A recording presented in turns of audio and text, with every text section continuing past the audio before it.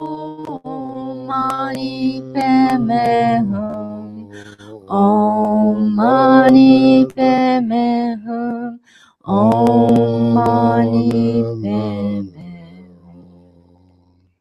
Om Tare Tu Re Soha.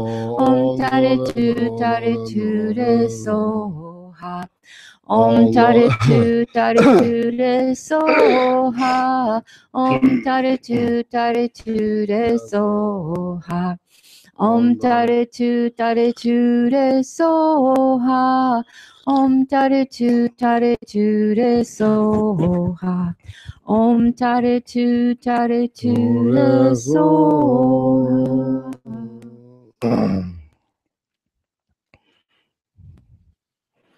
Good morning. Cold morning. Good morning. Cold morning and cold morning.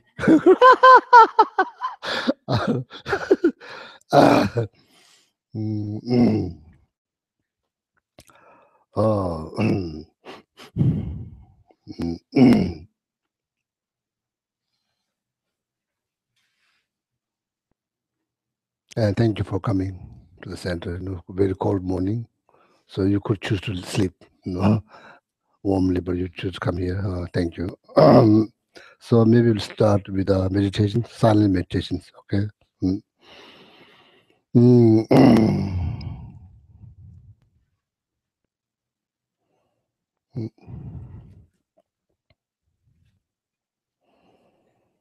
Welcome to do analytical meditations, or review meditations, or concentration meditations, or just focus on your breath in and out, out, in one, out, in two, out, in three. Just count, or maybe just rejoice meditation. Okay.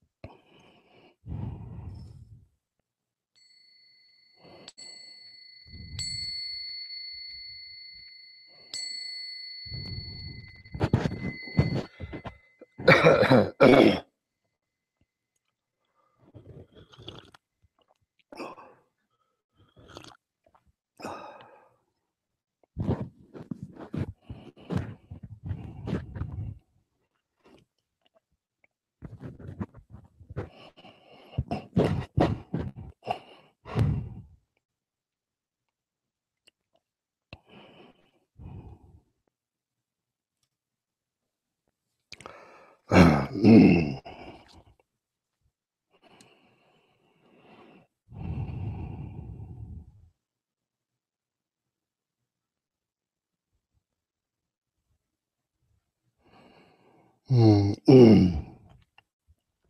So for the beginner, I think review meditation is good. Review meditation. So in order to do the review meditations, you have to have something to review. Something to review. The one thing that I noticed, if you do the review meditation, you can keep your mind quite, how you say, you can keep your mind with yourself. See, you can keep your mind with yourself rather than, like body is being here, the mind is, somewhere else, going somewhere else. Hmm. Whenever we let our mind wander, so then there's no, it makes us more vulnerable. Vulnerable or vulnerable, more vulnerable, more vulnerable. See, like, because then, mind get, like, there's more chance that my mind may get irritated or maybe upset, So if you learn how to keep your mind with yourself, so then, there's like less force from external objects to less the negative impact from the external object or for your mind. So review meditation, one thing that I notice, it depends on the size of the materials that you are reviewing in your mind. It depends on the size of the materials. See, in monastery that we memorize. When you say it's called prayer, so when you think about that, meaning of that prayer, then it becomes practice, that become meditations. Say they are saying like, say gentle word from your mouth, and simultaneously they reflect on the gentle meaning of the word, gentle word. So then, the prayer become meditations, beautiful meditations. So one thing that I noticed when you do the review meditation is depend on the size of the material you are reviewing in your mind. So then you keep your mind with yourself. So I try to do, review meditation every day. Try to do review meditation every day. Sometimes, not able to do, but most of the time I try to do. Try to review number of materials. So then, sometimes able to think about the meaning, and sometimes just mumble them in the mind. Just go through. Because when you become so familiar, you can go through them very fast. Very very fast. Before it takes some time. So once you become very familiar, then it goes very fast. Then there's another dangerous. See, not thinking about the meaning. So then it just become like habit. So then it's also another dangerous. So familiar with the word, but not paying attention of the meaning. So then that create a cause that the very material there you're reviewing is not going to help your mind. See, because you are just familiar with the word, not with the meaning. So then you may say, like this, oh mane pe, oh mane pe, oh mane pe, oh mane pe, oh mane pe, then say, oh mommy take me home, mommy take me home. No, no, that's what happened. Not paying attention to the meaning, to just words. So there's not, they sound same. Oh mommy take me home, oh mane pe, sounds same, sounds pretty much same. See, chip. So that only happened to the people who knows materials. It's not going to happen to somebody who does not know the materials. It's only going to happen the person who know the materials, because they have become so familiar with the word, not with the meaning. Become so familiar with the word compassions, not the meaning. Become so familiar with the word love, but not the meaning. Become so familiar with the word unity, but not the meaning. All of that. So, so. See, like in Tibet, the way they preserve the butter, they use animal skin. They don't have refrigerator. And first of all, there's long winter, the summertime. Anyway, they keep the butter into animal skin. So that animal skin, is very much soaked with the butter. So usually the way they soften the animal skin, they use butter to make it more soft. But that very skin cannot be soaked by butter. Why? Because this is very much soaked with the butter. So mind becomes so familiar. Mind has very much soaked into the word, all the word, all the word, all the word. But that mind now cannot be softened by this, material that you're reviewing, because it's like, makes sense. There's huge gap between the material and your heart. The material that you're reviewing your mind, and between your mind and me, there's huge gap that you can easily put one queen size bed. So see, that's why it's not helping, because there's queen. What's the biggest one? King. Yeah, king size bed. But that's the gap. See, like just knowing materials. Of course, you have to understand first the materials. The very purpose of understanding material is to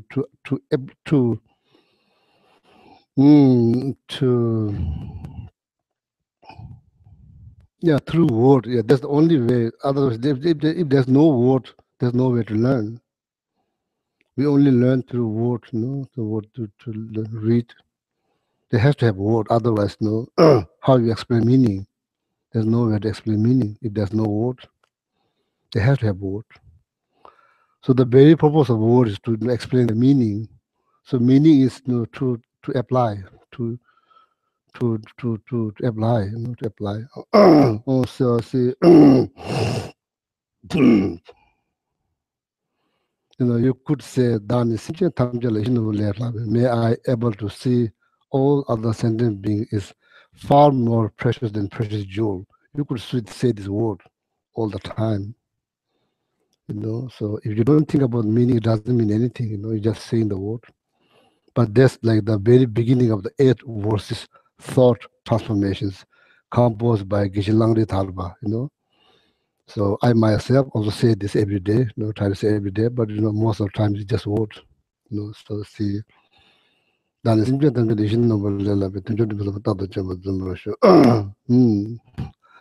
Yesterday, I've been babysitting. See, I've been babysitting last 3 weeks. The little girl, 3 years old girl. I tried to put her into bed. I in my mind, I'm not in her mind. In my mind, somehow I'm not sure how I got this idea. So I think, she should nap every afternoon. She should nap. That's what I'm not sure where I got this idea, because I never babysit in my life. Manasri, there's no baby. It's very hard to put her to sleep. So now you are totally focusing on that, how to put her into bed. That's all you are thinking about, nothing else. That's the more important things. Says then trying to be very gentle, but say no thanks, no thanks. Says Nyanya means in Tibetan word sleep. She said no thanks, no thanks. There's no way to put it. I thought, do you like chocolate? She said, yeah. She always want to eat chocolate. I said, Uncle Kishi, chocolate. I said, okay, I will give you chocolate. You have to promise after you finish the chocolate, you are going to sleep, Nyanya. She said, yes. I said, okay. So I took it very seriously. It's like my mind, the 3 years old girl, it was my mind, that's not my different. Same.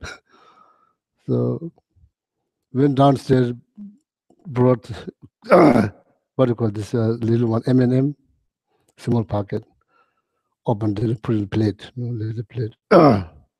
Takes a long time, she plays, and she eats one, then she plays. Now she knows she has to sleep, so she plays, not eating. I'm just waiting there, when she's going to finish. Last one, she's looking. She's going to run. She's looking, so she don't want to sleep.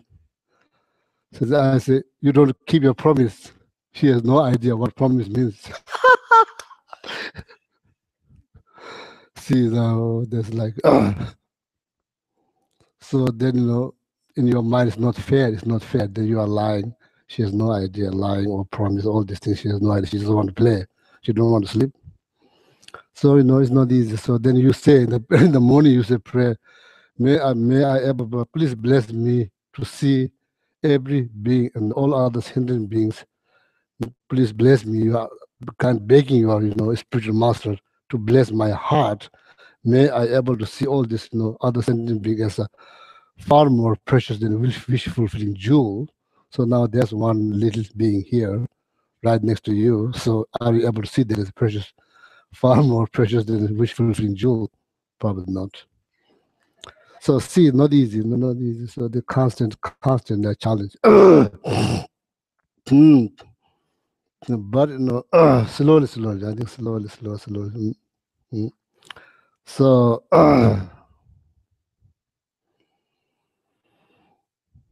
see, Chötep, Dharma.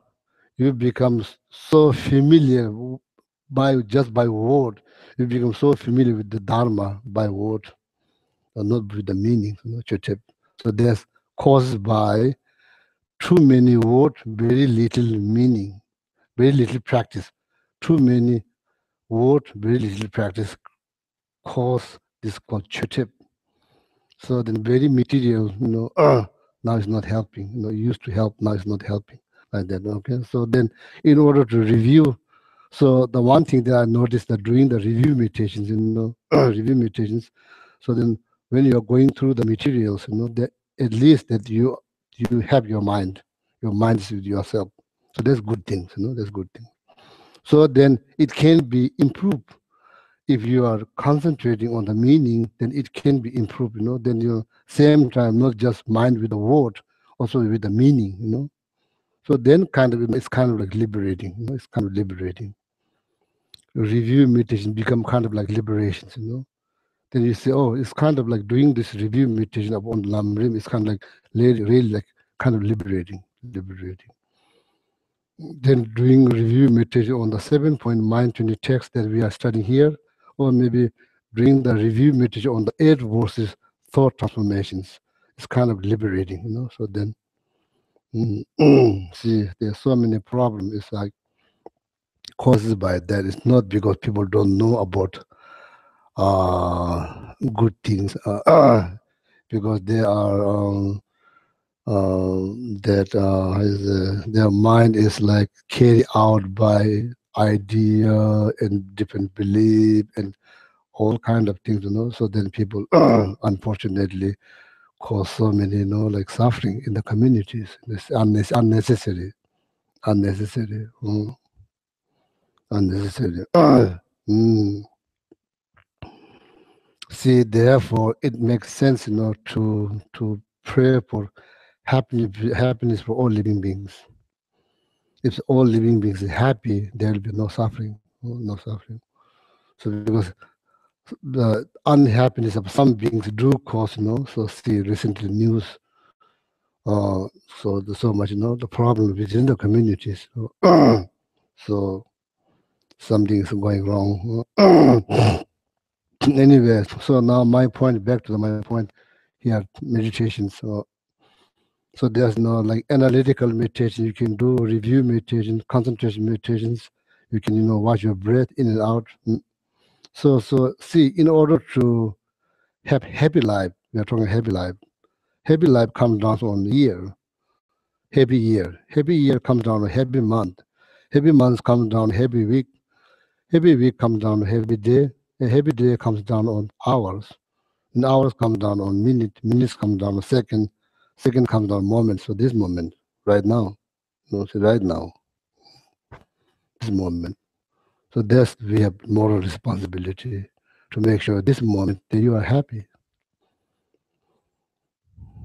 So then then meditation become important. Meditation become important. So thinking meditations allows you to think something positive, something positive. So that's the only way we can become happier human being, thinking something positive. Positive. That's what the meditation is about. So then that automatically reduce disturbing thought, not by simple wish or prayer. It's thought. It's happening here. If it's happening here, you can move around here. It's not like that. It's happening here. So only way you can reduce them is to thinking something positive. If there's anger, think about patience. That's the only way to reduce anger. Other than that, what do you do? Thinking, reflecting on the downside of anger, then thinking about the benefit of practicing patience. That's the only way you can reduce, disturbing thought. Then you are disturbed by this disturbing thought. You are disturbed. Your mind is disturbed. So then, once your mind is disturbed, then you are disturbed. You're not happy. So that's why. So that's why I've been saying this. The power or the purpose of meditation is to reduce disturbing thought. Power of reading spiritual materials is to make your mind more calm, peaceful. More you read, more you become calm and peaceful. Oh, you are doing something very productive. More you meditate, lesser negative disturbing thought you have, or you are doing productive meditations. More you read, more you become violent and not then angry. It's just waste of time. It's completely waste of time. Not just waste of time, it's completely waste of time. Waste of time. Much better to sleep. Much better. So much better to do something else. More we meditate, more you become anger, more disturbing mind arise. It's just waste of time. So this here include myself and all my friends. It's very, very important to understand how to become happier human being in this less disturbing thought. See, when it's come down to yourself, we don't need any disturbing thought, negative thought. Negative thought is called disturbing thought. When it's come down other people, culture, their belief, their tradition, their way of life, we don't need any disturbing thought. So make sure that you don't let your mind get disturbed. So that's very important. So then that's the power of meditation, to have less disturbing thought. Okay. So I'm not saying it's easy, but it's challenge for everybody. It's challenge. But we never give up. We have to try. If you are truly seeking happier life, we must try. We never give up. We must try. We will fail many, many times, but we will never give up. So so goal is everlasting happiness, Buddhahood, enlightenment. If that's the goal, yeah. So so we must try. Okay. So then meditations, review meditation, and then I think there's another class will come pretty soon. So then I'll talk about different types of meditation. Okay, to explain. So there's a 9-round breathing meditation. There's many different meditations. Just want to say that about meditations.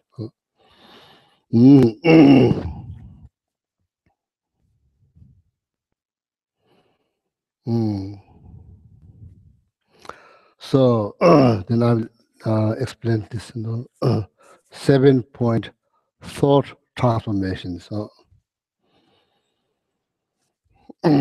Certain thinking needs to transform. Otherwise, if you continue certain thinking, like one of the things like self-cherishing mind.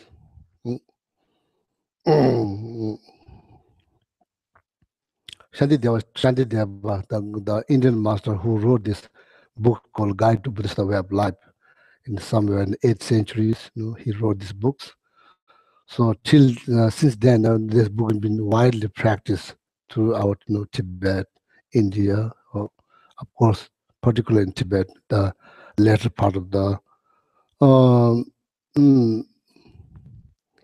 but after when like Buddha Dharma, like how you say,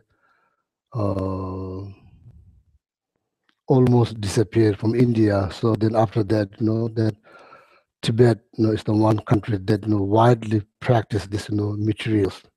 Shantideva's Guide to Buddhist Way of Life. That's chapter 10 chapters. He wrote 10 chapters. So that book has been memorized. Memorized. The people they remember their books by heart.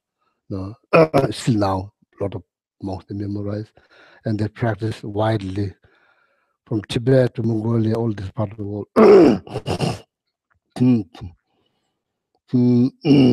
So I think it's good to read that book. It's good to read, So particularly if your profession is to, how you say, psychiatrist or therapist, that book has something to offer to you to help other people. Because that book is thoroughly examined, like how people get angry, and all that, So it's a thoroughly examination, like done by Shantidevas. So it's a wonderful book.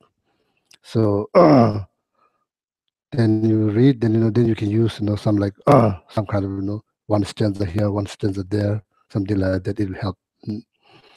So here,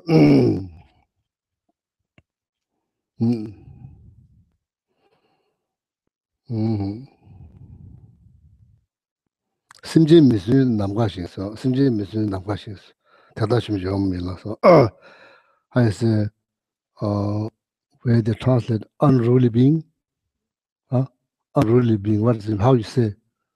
That's how you say unruly being. What that means? What it means?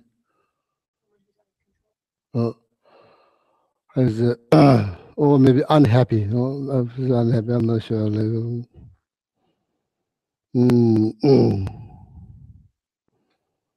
Many people out there, their mind has been disturbed by something. There's not just one. There's many of them. You can, I say, you can eliminate all of them. It's impossible. Impossible.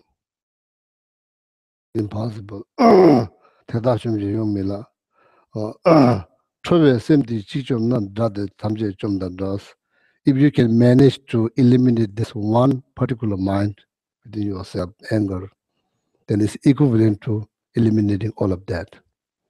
See, can you imagine that? Like, if you don't have anger, can you imagine if you don't have anger? Nobody can make you angry because you don't have anger.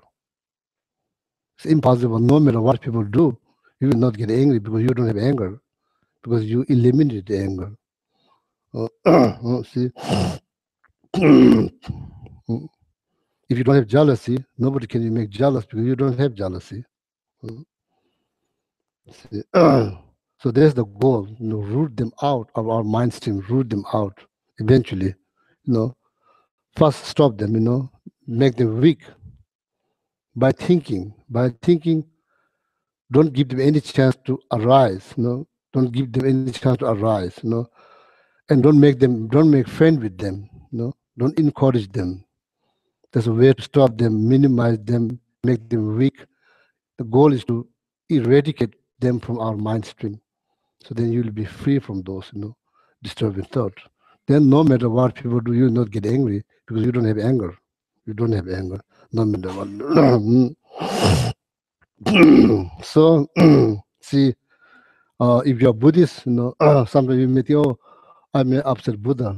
We never upset Buddha because they are free from negative, disturbing thoughts. See, so that's the goal. Okay, that's the goal. See,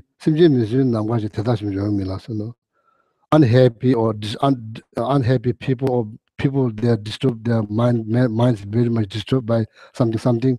There are many. There's not just one. There's just only one. You can eliminate them, but there's many. So you cannot simply eliminate all of them. The best thing is to eliminate here the anger. Then it's equivalent. See the land filled with thorn. You have choice. You have no shoes. You are barefoot.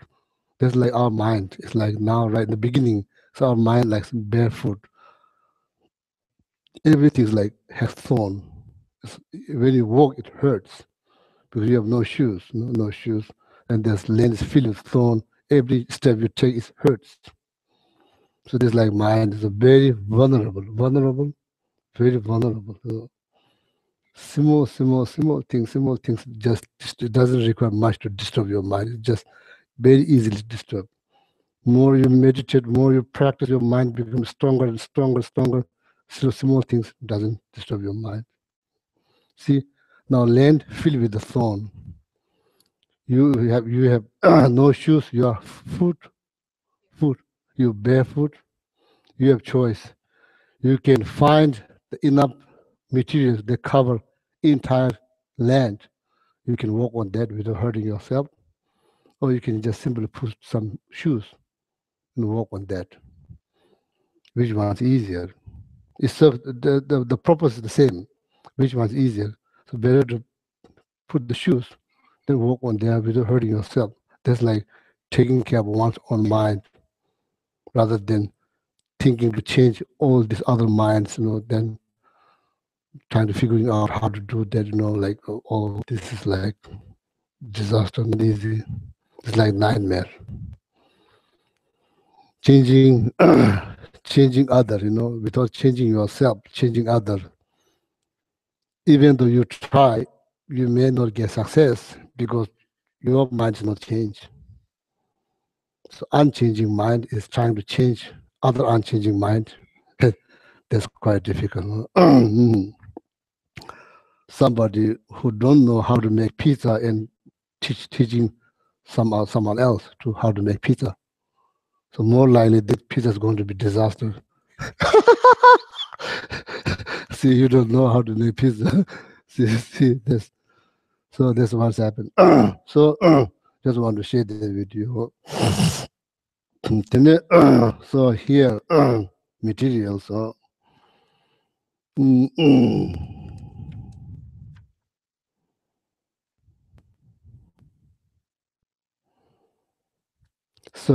Chernam Milam Tabulaps. Chernam is this is just review, short review, then I will read more. Milam Tabulaps. While you are in the meditation sessions, while you are in meditating, when we meditate, we have to think. You can't just sit there and not think. That's not how you become happier or to reduce your negative thought. You have to think in order to to reduce or stop disturbing thought. You have to think. We have to think. That's the only way. If you don't think, you can stop the disturbing thought, or you cannot make them weaker. It's the only way you can think. Only way you can do this to thinking. To thinking. Thinking that you can stop them. You can make them weaker, and eventually not give them any chance to arise in the first place. Not chance to any chance to not to give any chance for them to arise in the first place. So there's no need to worry about weakening them, reducing them.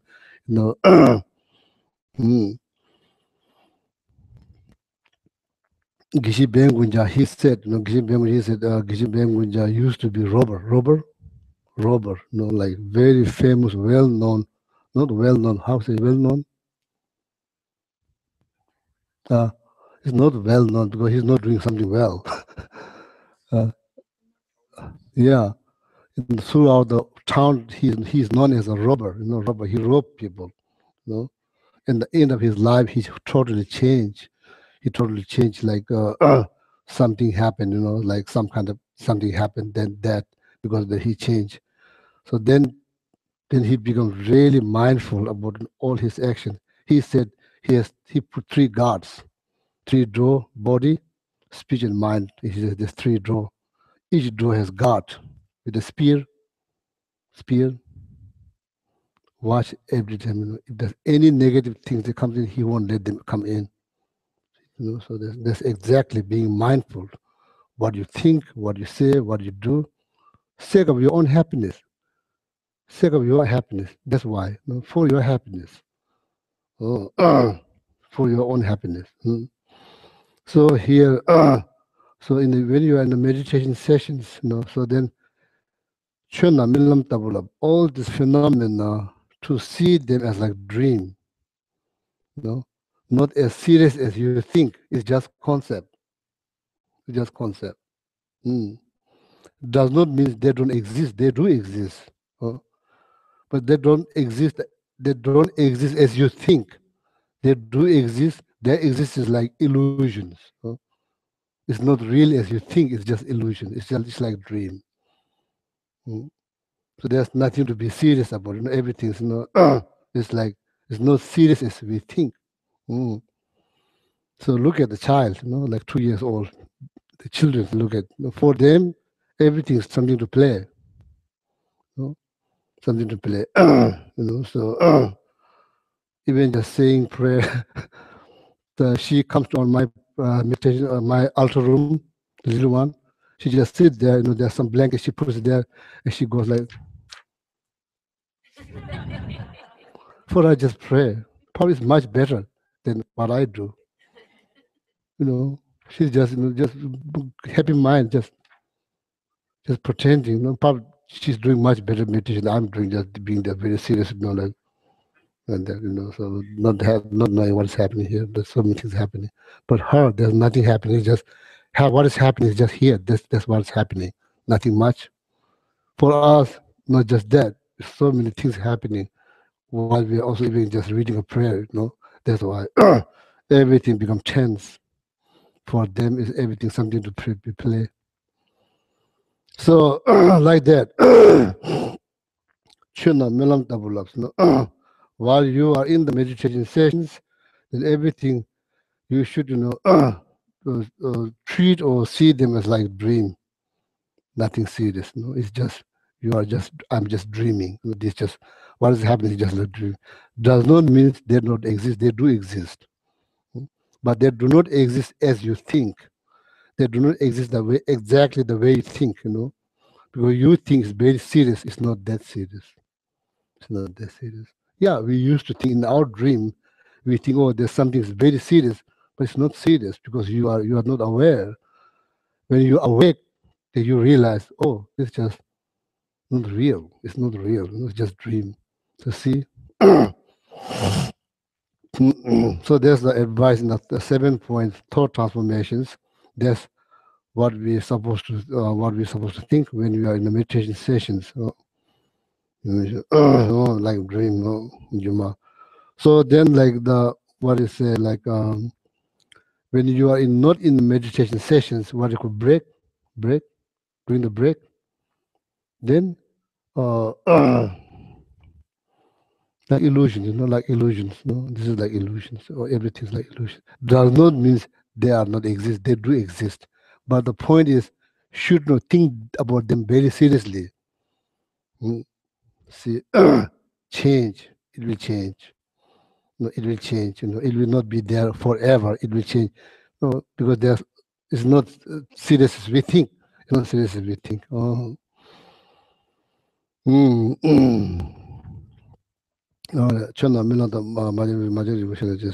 So see, when you get so angry, so emotional, so angry, but we don't analyze. If you analyze, where's the strong emotional feelings? Where's that? What is it? Is like body, is like shape, is color. When you analyze, you cannot find. We cannot find. Same as pain. There's like pain. But unfortunately, if you have severe pain, so which I had one, like I said, so you can't think. This pain is so severe, you cannot think. So there's there's the downside, because your energy has been taken over by this pain. So maybe small pain, that need to practice from small pain. When you analyze them, if because of your mind focus on a certain point of your body, when you analyze them, you cannot find. You cannot find. So that clearly indicates this thing does not exist from their own side as you think, but they do exist. It's just you just label them. You impute it. You just label them. That's how it exists. It doesn't exist as serious as you think. But that does not mean they don't exist. They do exist. but they don't exist as you think, serious as you think. Oh, make sense? Am I making you more confused? Yeah. A little bit talking about this, like a little bit about emptiness. Okay, a little bit of emptiness. So,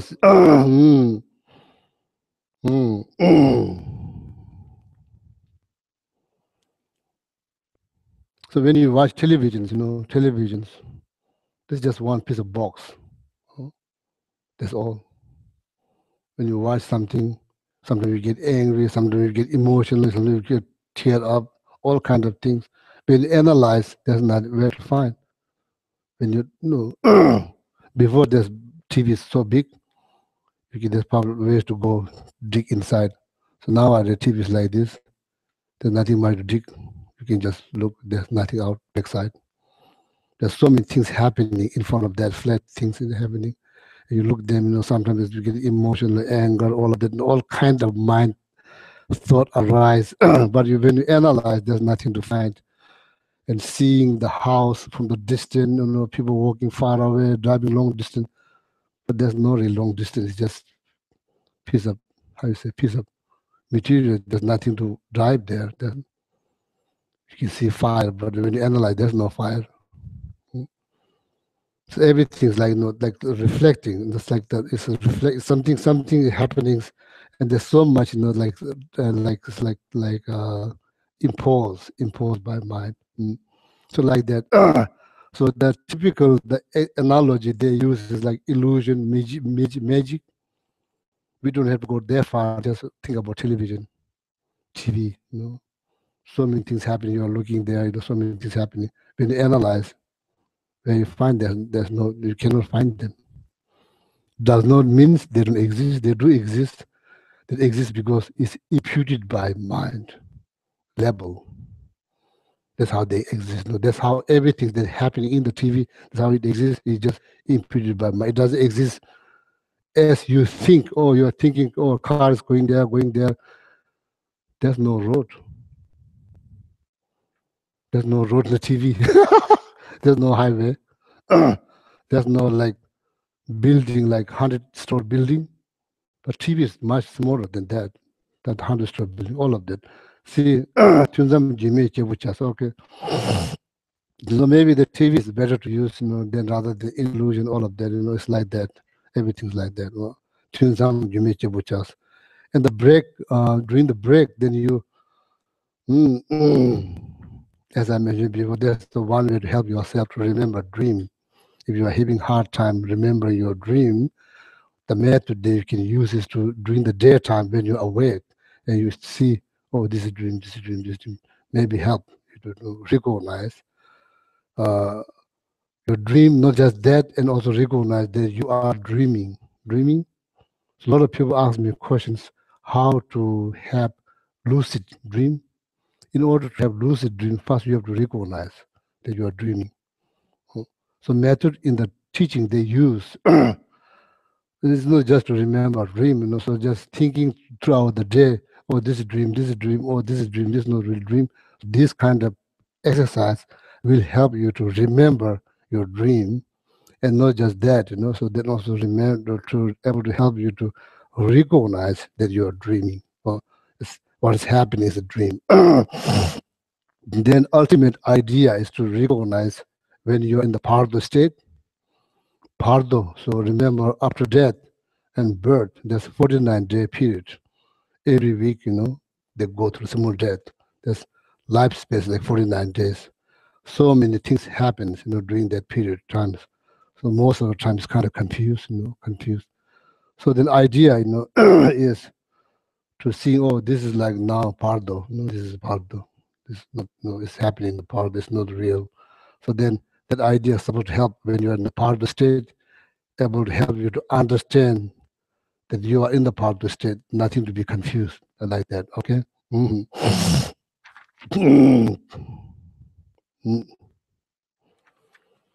So that finished now one section of the thought transformations. So this is more like, say there's two types of bodhicitta we are talking about, ultimate bodhicitta and conventional bodhicittas. The order-wise, they explain ultimate bodhicitta first, then the conventional bodhicitta in the second level. So, so ultimate bodhicitta is like the compassion that powered by wisdom, understanding, emptiness, such as seeing everything as like dream.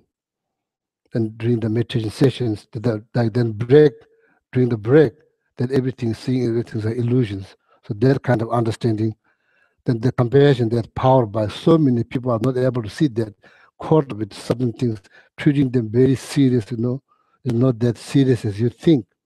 You can be relaxed, you can be flexible, you don't have to be that uptight. That you are uptight, that you yourself uptighting with your object is not serious as you think, like that. So then slowly you just kind of like release all these tensions between you and your object, and you don't treat them as serious as you think. It's just merely level. Otherwise, one person can be someone's friend, or maybe that very person that somebody may not like that person. This all level. Otherwise, it's impossible. One person can be both good and bad. It's impossible. But the way you see, it's just labeled by, it's a reflection of your mind. So that's why one person, there's two different persons see two different things. For one is their friend. For another person is like enemy. But person from the person's, him or her own side, is neither positive or neither good or bad. It's just everything's labeled by mind, level. So there's like so then that kind of understanding, the wisdom, that kind of understanding that powers compassion. Oh, so many people are confused. So because of that, all these problems created by this confusions, not knowing how things exist, not knowing that. So then you generate compassion based on that. So that's called ultimate bodhicitta. The bodhicitta, they're powered by deeper understanding of how things exist,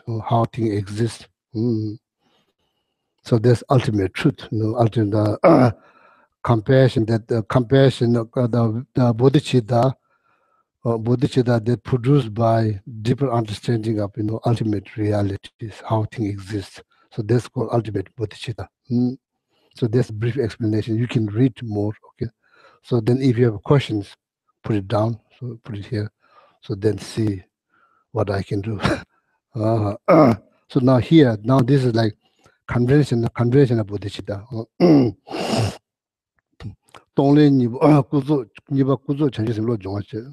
What time I should stop? So I will stop exact time 10:05. So now it's 9:57. I'll stop. Hopefully stop 10:05. So now the second one is conventional bodhicitta, and that begins with Tonglen Yibu Pema Jangs, Tenilunga Chambachas, Tonglen. So this is also a good practice.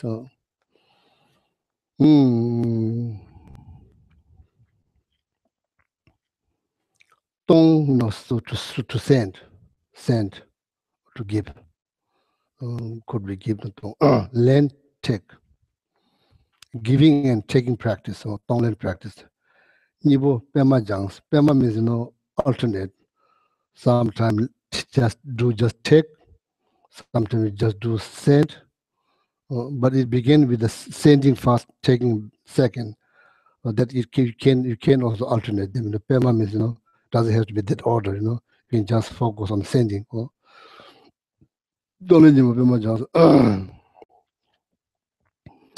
So the sending part, is say, when you're breathing out. So now there's something you can also conjoin as making your breathing meditation a little bit more deeper or more little more profound. So when you're breathing out, you can visualize that you are sending all your love, loving kindness, compassion, Just visualize. You have to visualize. This is all done in the mind. This is all done in the mind. These are good things to do. See, when you are sending love, compassion, loving kindness, and you are think something good, that's how life becomes happier. Oh. When you're breathing out, then out of loving kindness, okay, out of loving kindness, you give. Out of loving kindness, you give. Out of compassion, then you take. No, you take. Out of loving kindness, you give. Then out of compassion, you take. So you can, like say, when I say merit, you understand merit? Merit. Positive energy, merit. You say, I love you, or you look great. These are merit. It's not that difficult, it's merit. Or you look great, like that. Saying something nice, thinking something nice, doing something nice. These are all merit. Whether we understand all that through technical terms or not, that's not important. We all have merit. You have merit. Everybody has merit. Everybody has merit. Everybody has merit. Not just small merit. Everybody has huge amount of merit. Because of that, you become human. Human, that require a lot of merit. It's not just accident. It's not just random. It doesn't happen like that. It requires a lot of merit. That's why I call precious human life is precious, because it's required. The causes by huge amount of merit, caused by this human form. That's why this is precious.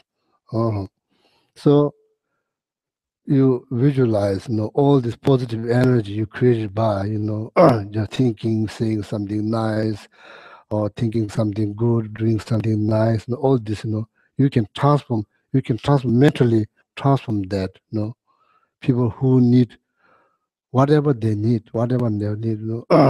chonam kunne ludam sin dungan ba chonam kunne ludam sin dungan ba shi ba so after that, so see,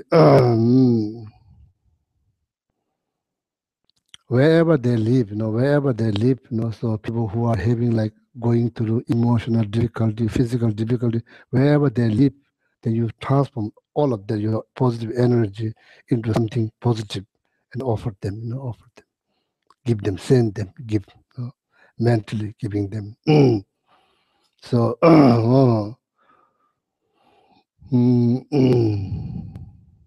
offering your service, physical service, mental service, all of that. Just you can do this. It's like charging your batteries. Right now, just thinking. Not just one day, every day, little bit thinking. Then when it comes down practical level, it's so easy. You are happy to do, willing to do. Like that, become like that. First, need exercise in the mind. So this called tong, okay, tong. Out of loving kindness, you send and give and give. So that means give means you are receiving. You are receiving. Taking means taking something good from someone else. It means doesn't mean you are really receiving. When you send, you just send out of love, not out of obligation, out of fear, out of stress. No, just out of love you send. You just send. Mhm. Or you can also visualize yourself in front of you. You can just imagine yourself in front of you and just send love, encouragement, inspiration, compassion. You send, you can just imagine yourself. Can you imagine? Can you imagine yourself there? Oh, so you can imagine yourself and look at, so like you've been very hard on that. Then you look at, make two and see everything that you said about that yourself. Now you can see it's heartbreaking. It's not good. No, so no shouldn't be treated like that. See, everybody makes mistake. Nobody's perfect. So why you're beating up yourself? Torturing yourself. That's not good. You should give. Send out of loving kindness. You should give. You can imagine that in yourself. Then take all the miserable conditions. Physical problem, emotional problem. You just take them out of compassion. Not only yourself, but on your ego, self-centered mind. Here you say my way, highway. On that attitude. In Argentina, they say leave or take or leave. That's how they say in Argentina.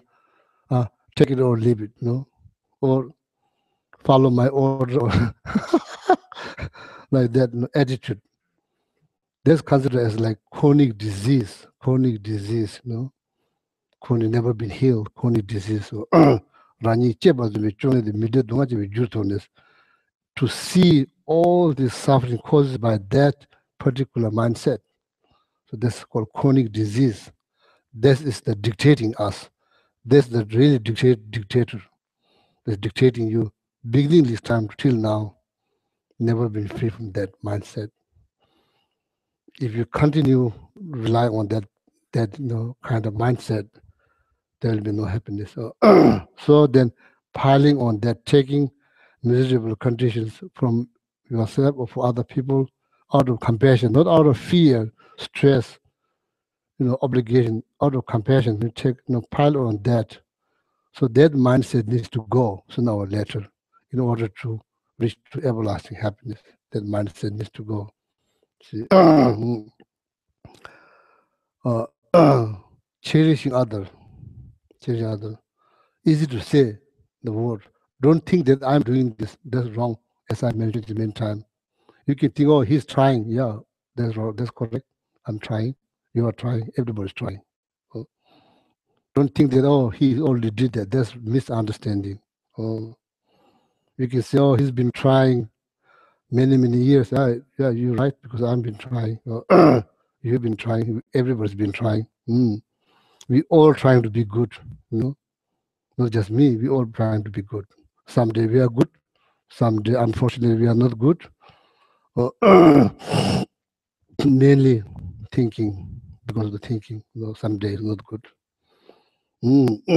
So here, so then, taking on that, so that mindset needs to go sooner or later, because it's considered as a chronic disease. That's why we don't feel good, because there's something deep inside this chronic disease, self-cherishing mind. But easy to say, but somebody has to say. Or you say, me say, there's no difference. It's going to be like this. Easy to say. But there has to have word. Otherwise, there's no way to explain. There's word. It's easy to say, but the meaning is not easy. That not easy to practice.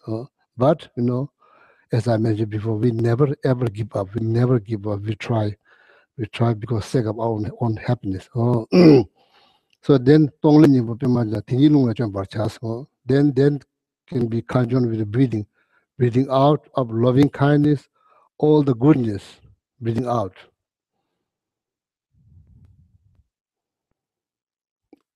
Maybe form of wildlife, rich people, we reach all the living beings, then just rejoice. So then take their miserable conditions and pile on this ego mindset. So then that mind, if that ego, they get hurt, so that's good. So yesterday I read something. Somebody says like, how you say, this is very good. I think it's very good. Because in Asia, even we are same human being, but there's difference. We have teaching, learning, different expressions, different sayings. So here, so I think yesterday, it says, giving apology is not that other person is right and you are wrong. That's very true. Sometimes you are right, other person is wrong, but still you still offer apology. Doesn't mean other person is right. Whenever you give apology, doesn't mean you are wrong, the other person is right. It's not, that's not always the case. Based on my own experience, sometimes you are right, other person is wrong. But giving apologies, it's like as valuing your friendship over your ego. See, this is a very important message. I didn't say that. Somebody said I didn't say that. But I think that's very nicely put in the word, See, nobody backs up. Everybody's staying their spot very firmly. In meantime, there's just negative atmosphere. There's just negative atmosphere. You are both contributing to that. Knowing that, not just knowing that, experiencing that, not willing to change, not willing to back up. No solutions. Even though there are solutions, you are not going to reach because there's nobody wants to back up.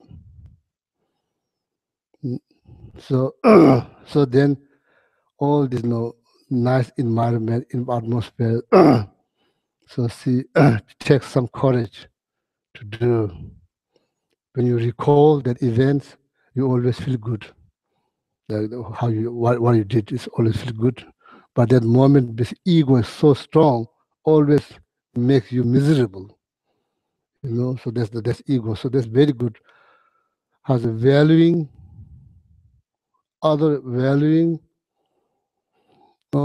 friendship, over ego. That's just example. That's how we can say. You can translate that. Valuing happiness over ego. Valuing that. Over ego. So that's exactly what I mean. The ego is like chronic disease.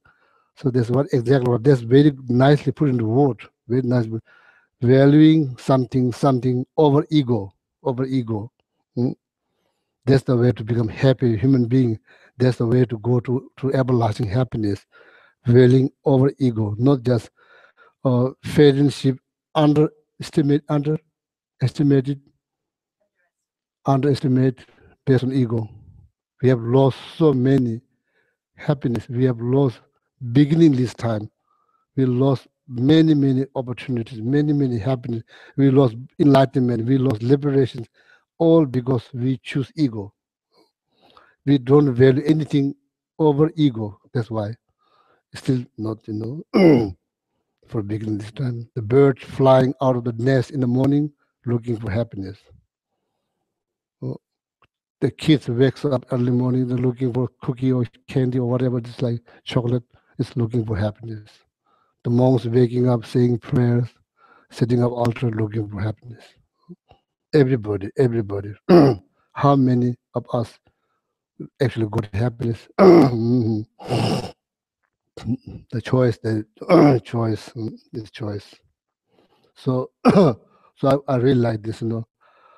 Offering apology does not mean that other person is right. You are wrong. Is simply making choice or valuing your friendship over ego. That's been said. Everything's been said. That's like the summary of minor teachings. Minor teachings summarized into that. I'm not sure whoever said this. Well said. If it's in Heart Sutra, it will say, well said, well said, well said. In Heart Sutra, Lexo. In Heart Sutra, it's not like no ear, no eye, no. I say, no ear, no eye, no tongue. Nothing. That's one is well said, well said, well said. It doesn't mean there's no ear. There's no ear exactly where we think. There's no like that. So see, this is like summary of the like mind teachings. So that's exactly what we should learn. Valuing something over ego. Okay. So Lembe Koring Ramjas. Then I will stop. See, I hope I'll stop now. It's like 10 past 13. So I'll stop now. Yeah, maybe next week. Next week, Gisampo. Friday, I lost my voice. Gisampo was freaking out because if I can talk, he has to go. That means 1 week earlier for him. And yesterday he said, "Oh, Gisa, you sound great." What I told him, so I will judge by myself. He's relieved now. So next Sunday, Gisa will come. He's all full of nervous now. He's really nervous. Anyway, so yeah, I'll stop here.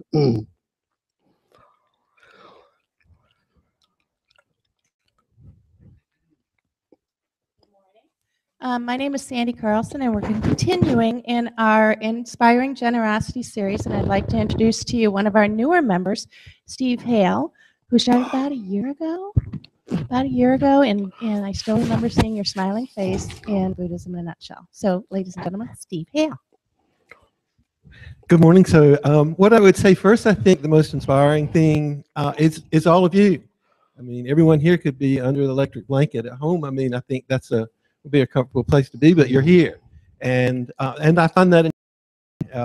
So I feel like that I'm on the same path or a similar path as you.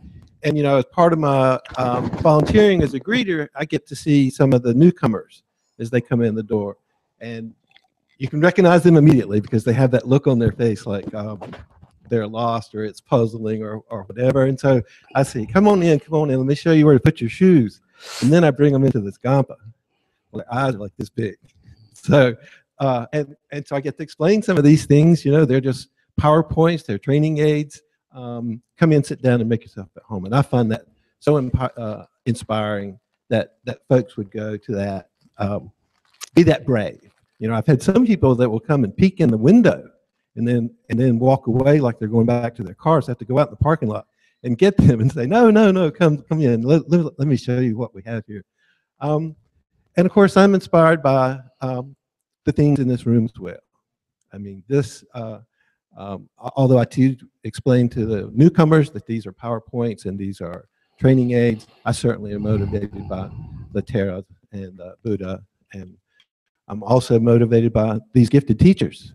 I mean, what a blessing. So I'm all inspired by the Sangha that we have. The contributions that I make here are it's small in comparison to what I get. So I'm happy to be here. I'm happy to contribute. I'm happy to volunteer. I'm happy to be here with all of you. Thank you.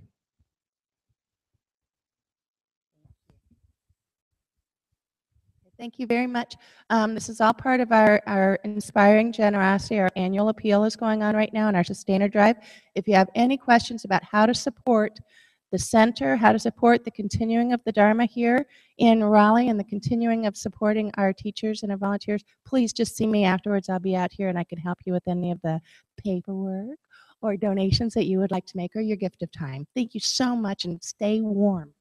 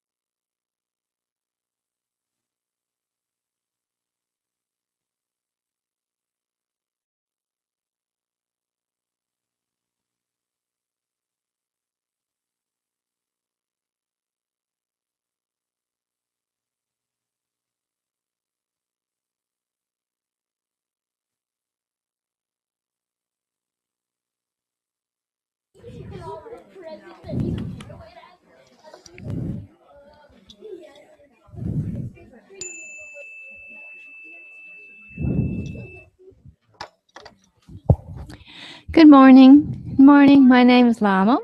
Welcome to the Kadampa Center. Happy Sunday. Today, let's see, if you've never been here before, Geshe will be entering through this door right here. And when he does, if you please stand out of respect for him and this teaching, and you will see people prostrating. And if you feel uncomfortable doing so, it's perfectly fine to remain standing. And we will be saying, after he sits down, we'll be saying some prayers and mantras from this book. The first one is on page 183. And let's see. Since these are Dharma materials, if you would please keep them on the wooden stands or not put them on the floor. Just noticed someone doing that this morning. So, and then I'll prompt you on, the other prayers, because there's other prayers and mantras that we'll be doing. So this morning, Geshe continued his teaching on the 7-point thought transformation by Lama Serlingpa. First, he started with meditation, the types of meditation, and we did a little silent meditation. And then he actually did a review of the first point of the 7-point thought first of the 7. And then he started on the second point, which is about the 2 types of bodhicitta. And he gave some examples that are, more current. And so this is very helpful. Let's see. If you've, Geshe has asked me to remind everyone to circumambulate the stupa clockwise, and also to turn the prayer wheels. The stupa has many Dharmakaya relics in it, and it's a great accumulation of merit and purification practice to circumambulate the stupa. Or if you feel too cold, you can just rejoice in other people who are circumambulating, or that we have this Dharma center and so forth. And that's you can also get a lot of merit by doing that.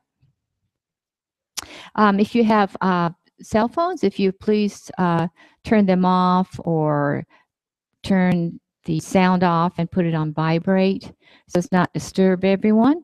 And if Geshe, this morning he didn't ask for any comments or, answers to questions. But if so, if you please wait to get the handheld mic, because we are streaming this teaching, and people who are listening can't hear at all, even if everyone in this room can hear, they can't hear anything, and we want them to be part of the class also. So let's just sit and try to settle our minds from the busyness of getting here and talking to our wonderful Dharma friends.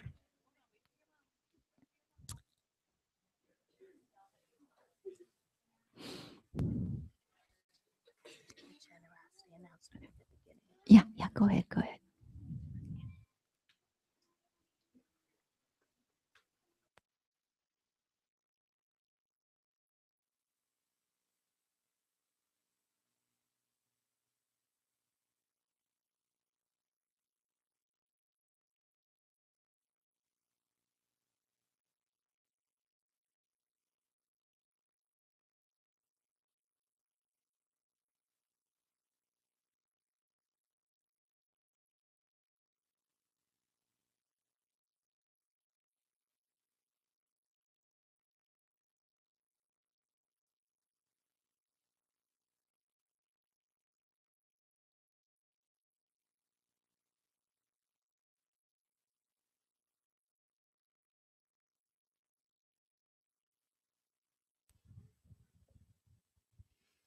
Okay, good morning, everybody. Good morning, everybody. So much better. My name is Sandy Carlson, and we're continuing in our series for our Inspiring Generosity announcements. And this morning, I'd like to introduce what I call one of our newer members, but he's been here for over a year now, and he started with Buddhism in a Nutshell. Ladies and gentlemen, Steve Hale. Good morning, good morning. And so what I've been asked to speak about is what inspires me to be generous to Kadampa. And I think first would be all of you. You could be at home under the electric blanket this morning. It's kind of cold, and instead you're here with us, and I find that inspiring. I think that that's a wonderful path to be on with you. And in my role as a greeter, you know, I'm at the front door, and I get to meet all the newcomers and see these quizzical, puzzled looks on their face, show them where the shoes go, and then I walk them into this Gampa, and their eyes get this big. So, you know, explain what these things, these icons are, that the PowerPoints, teaching aids, whatever works for them. And I find that inspiring that we have newcomers just about every week. Some new people come, and there's some I greeted this morning that are here. I've even had college students, I think they're 20-somethings, that will come and peek in the window and then turn around to walk away. So I have to go out in the parking lot and get them and say, no, come, welcome. Let me show you what a Gampa is and what a Kata is. And I'm also inspired by this room as well. I mean, what a beautiful environment to learn and spend time together. We have amazing Sangha, and so I'm inspired by the Geshe, our nuns, and I think what my contributions pale in comparison to what I get in return. So I'm happy to be here with you. I'm happy to volunteer, and I'm happy to contribute in any way I can. Thank you so much for being here with me. So if any of you are inspired to become a sustainer, and we have 3 different modes, so in whatever way, shape, or form that your contributions and your generosity takes, whether it's financial, whether it's time and talent, it's all good and it's all necessary to help to continue to support the Dharma here in Raleigh. So we have some information that's out on the membership desk, or you can find any of our, any of the other Inspiring Generosity Committee members. Anne is right there. So if you've got any questions, there's a few of us around. Please ask them. There's information for you should you be so inspired today. And thank you all for coming. I hope you all staying warm.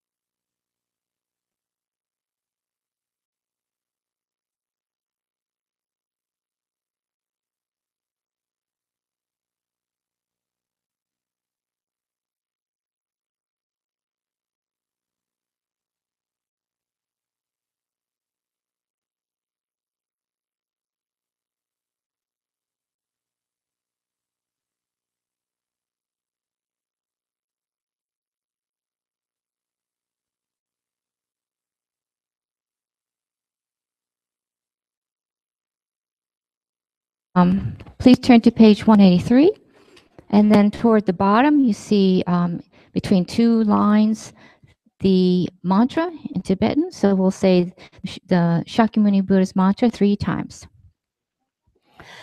Tayata Om Mune Mune Maha Munaye Soha. Tayata Om Mune Mune Maha Munaye Soha. Tayada Om Mane Mane Mahamanaye Soha. Then if you'll please turn to page 34 and let's read the four immeasurables in English. 34. May all sentient beings have happiness and the causes of happiness. May all sentient beings be free from suffering and the causes of suffering. May all sentient beings be inseparable from the happiness that is free from suffering. May all sentient beings abide in equanimity, free from attachment for friends and hatred for enemies. Now, if you please turn the page to 37, then you see the four immeasurables chanting version. So let's chant that on Tibetan one time.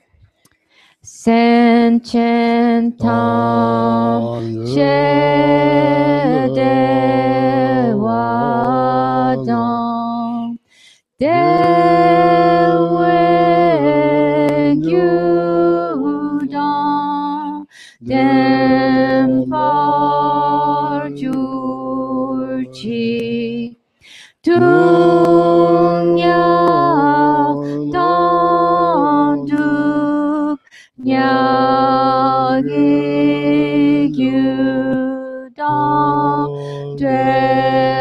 war ju chi Dunya mebe dewa dam mi de war ju chi Nyerin cha dang ni dang de we tan yong lan he bar ju chi. Now right below you see two mantras. So let's chant the Chenrezig's mantra 8 times and then Green Tower's mantra 7 times, keeping in mind the people on the prayer list and those in our hearts and minds. Om Mani Padme Hum. Om Mani Padme Hum. Om Mani Padme Hum. Om Mani Padme Hum. Om Mani Padme Hum. Om Mani Padme Hum. Om Mani Padme Hum. Om Mani Padme Hum. Om Tare Tu Re Soha. Om Tare Tu Re Soha. Om Tare Tu Re Soha. Om Tare Tu Re Soha. Om Tare Tu Re Soha. Om Tare Tu Re Soha. Om Tare Tu Re Soha. Okay, the children are welcome to go to their classes. If you've never been to the center before, please accompany your child. Find out where to pick your child up.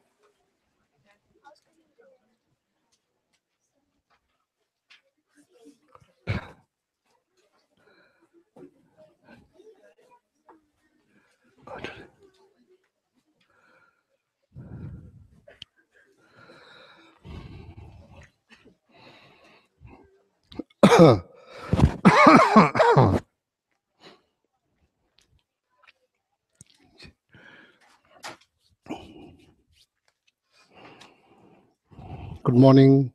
Good morning. Good morning. Cold morning. Happy morning. Not just cold. And also cold morning here. Cold.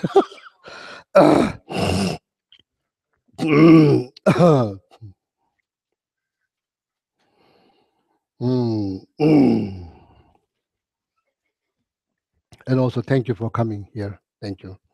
No, you could choose to sleep. So in the cold weather, you choose to come here. So thank you for coming to the center. Mm, mm. And also thank you for somebody put in my mailbox. I'm not sure here or the dog standing up like this in front of the beach. There's like standing meditations like this. First time in my life. So there's not this real one. So I kept in my house. So thank you very much. Mm.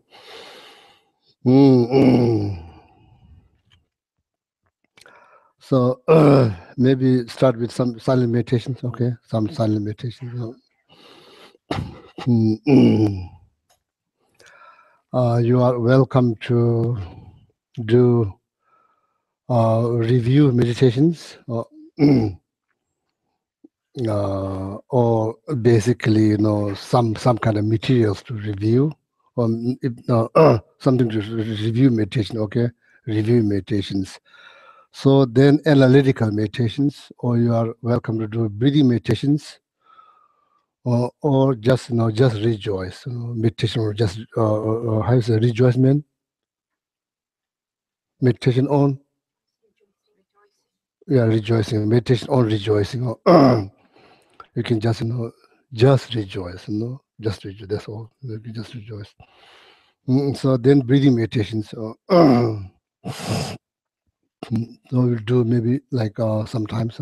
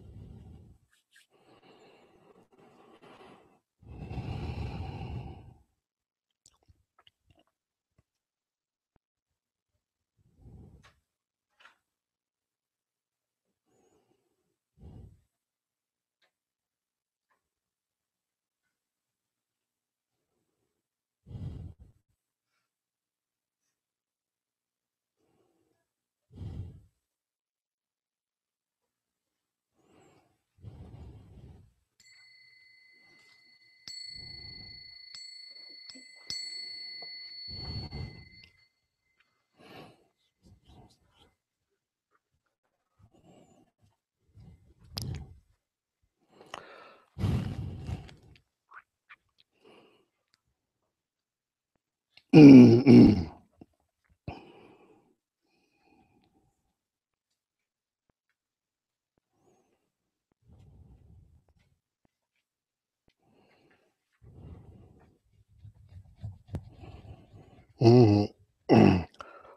I think for beginner, I think the review meditation is good for beginner. I think uh, that also, when you do the review meditations, then you can keep your mind with yourself. At least, you can keep your mind with yourself. I think it's quite good. So keeping your mind with yourself. Otherwise, body can be here, mind can be, everywhere, everywhere. So that's also not good. So review meditation, at least, it depends on the size of the material that you are reviewing in your mind. It's based on that, So then when you are doing review meditation, so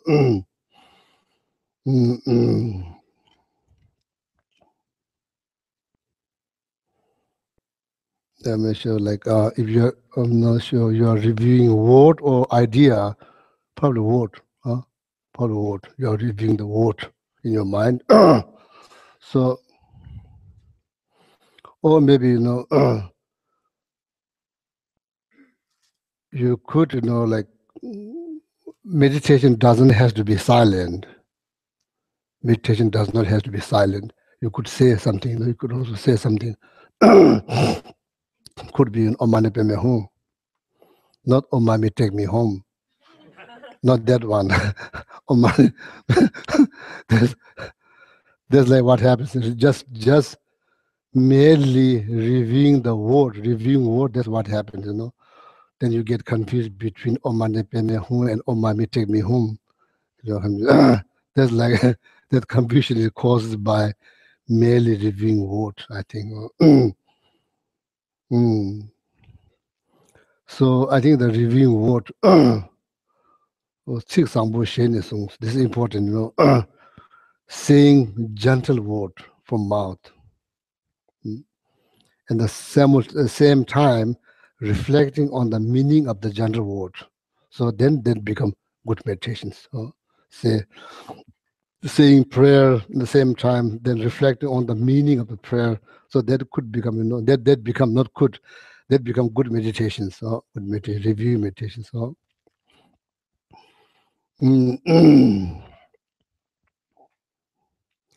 meditations, some people may think, oh, meditation means you just sit there, don't think nothing. That's not good. So we have to think. Why we have to think? So I'm not just saying this, why we have to think. So when you think about the power of meditations, or the purpose of meditations is to reduce disturbing thought. See, the power or purpose of meditation is to reduce disturbing thought. They disturb you, they disturb your mind, then it's like same as disturbing yourself. So then there will be no happiness at all. There will be no happiness. See, when you meditate, when you think, then you have your mind. It's not like your mind is somewhere else. If we just let our mind go, just let it wander, then that make us very vulnerable. Vulnerable, not venerable. I wish that make us more venerable. So it makes make us more vulnerable. Vulnerable, yeah, more vulnerable. So many words. So see, be within, be present. How? Question is how. You can just, so be within doesn't mean like sitting like this. That's not like be within. So the dog is standing in front of the beach. I think that looks like be within, but it's not. They're probably looking for some snack. I'm not sure. The photo that looks kind of like far away. Something, maybe somebody in the water. I'm not sure what. Be within, be present. Be within, be present. Then you have to think. We cannot be within or present without thinking. Without thinking, you can't be present or be within yourself. We have to think. That's how to be within. Be present. Focusing on your breath in and out. It's exactly how you be present. How to be within yourself. Why? What is the benefit? What is the benefit? If you be with yourself, it makes you more calm and peaceful. It makes you more calm and peaceful. That's why. That's the way to become more calm and peaceful. Be within yourself. More calm. Elephant. Not just going round. It's just sleeping right there. Very cozily. Sleeping right there. You have your elephant here. So now, reviewing, the one thing that I noticed that when you review materials, and there's a good amount of time that your mind you have your mind. There's good things. So then if you reflect on the meaning of the material that you are reviewing, then it's kind of liberating, Then you can say, oh, this review material is kind of liberating, liberating. From what? From suffering. Not from happiness, from suffering. It's kind of liberating, like doing review material is kind of liberating. It's not just you are just reviewing the word. Of course, we have to rely on word, otherwise there's no way to explain. It has to have word. So then reviewing the materials at the same time reflect on the meaning of the word. So then it's become like liberating, So then you can say, oh, meditation is kind of liberating. Or liberating from busy mind. Busy mind means your mind's more calm and peaceful. You have, so that's why, we have to think. So now the purpose of meditation is to reduce disturbing thought or weaken them or stop them before they arise, stop them. Ultimately, eradicate them from our life, eradicate, root out from our life. So can you imagine, like, if you have no anger, can you imagine? No matter what people does you do, you don't get angry because you don't have anger. Or or maybe you will not get angry right away. It takes you a long time because why? You already weaken your anger. You already weaken your anger through meditations. So anger is not going to arise that easily because it used to arise very easily, but right now it takes times for anger to arise because you challenge anger and you weaken anger. Your anger is not that strong. It takes long time. See, if you have no jealousy, can you imagine? You never get jealous. No matter what people do, because you don't have jealousy. That's why you don't get jealous. So that's the ultimate goal, to eradicate all this disturbing thought from our life. So then, then you reach ultimate happiness. Ultimate happiness. See, a happy life. This is very happy life. Is come down on happy year. Happy year come down on happy month. Happy month come down on happy day, week. Happy week come down on happy day. Happy day comes down on hour. And happy hours come down on minute. And happy minutes come down on happy second. And happy second comes down on happy moment. This moment right now, this moment. This moment. So think something positive. So meditation means think something positive. Okay, think something positive. That's the way to weaken our disturbing thought. That's the only way that we can weaken our disturbing thought or stop them. See? So because people's mind get disturbed, so then because of that, so if there's few people whose minds are very much disturbed, that could cause so many, unrest within the community. So what happened, the recently in France, unfortunately, very, very unfortunately, see, that's why may all sentient beings have happiness, cause of happiness is very important for your own happiness, If everybody's happy, nobody cause any problems, everybody happy. See, may all sentient beings have happiness, cause of happiness. Unity, harmony, harmony. Harmony within family, within community. Otherwise, if there's no harmony within the communities, according to Dharma teachings, nobody in that community will actualize path. Nobody. The negative impact of disharmony within the societies, in the group. In that group, people, if there's no harmony, that means people's minds been disturbed. When the minds get disturbed, nobody actualizes any realization or any path. So see, that's how harmful it is. So unity, harmony, is very important. So this all has to come from individuals' happiness. So that's what I see. Happy life means is caused by happy, not happy thinking, positive thinking. Positive thinking. It all comes down, but it's easy to say, right? Easy to say. The word, there has to have word, otherwise you can't explain. So there's the purpose of meditation. Okay, purpose of meditation is to reduce or minimize or stop our disturbing thought. Disturbing thought about yourself, disturbing thought of other people, other culture, all this, there's no good at all. I myself review a lot of materials, every day. So one thing I can say for sure, it keeps your mind with you quite a long time. Does not mean that you feel liberating. It keeps your mind with yourself quite a long time. And if you are thinking about the meaning, then it's become kind of like liberation. So it's kind of liberating. It reduces complaining about certain things.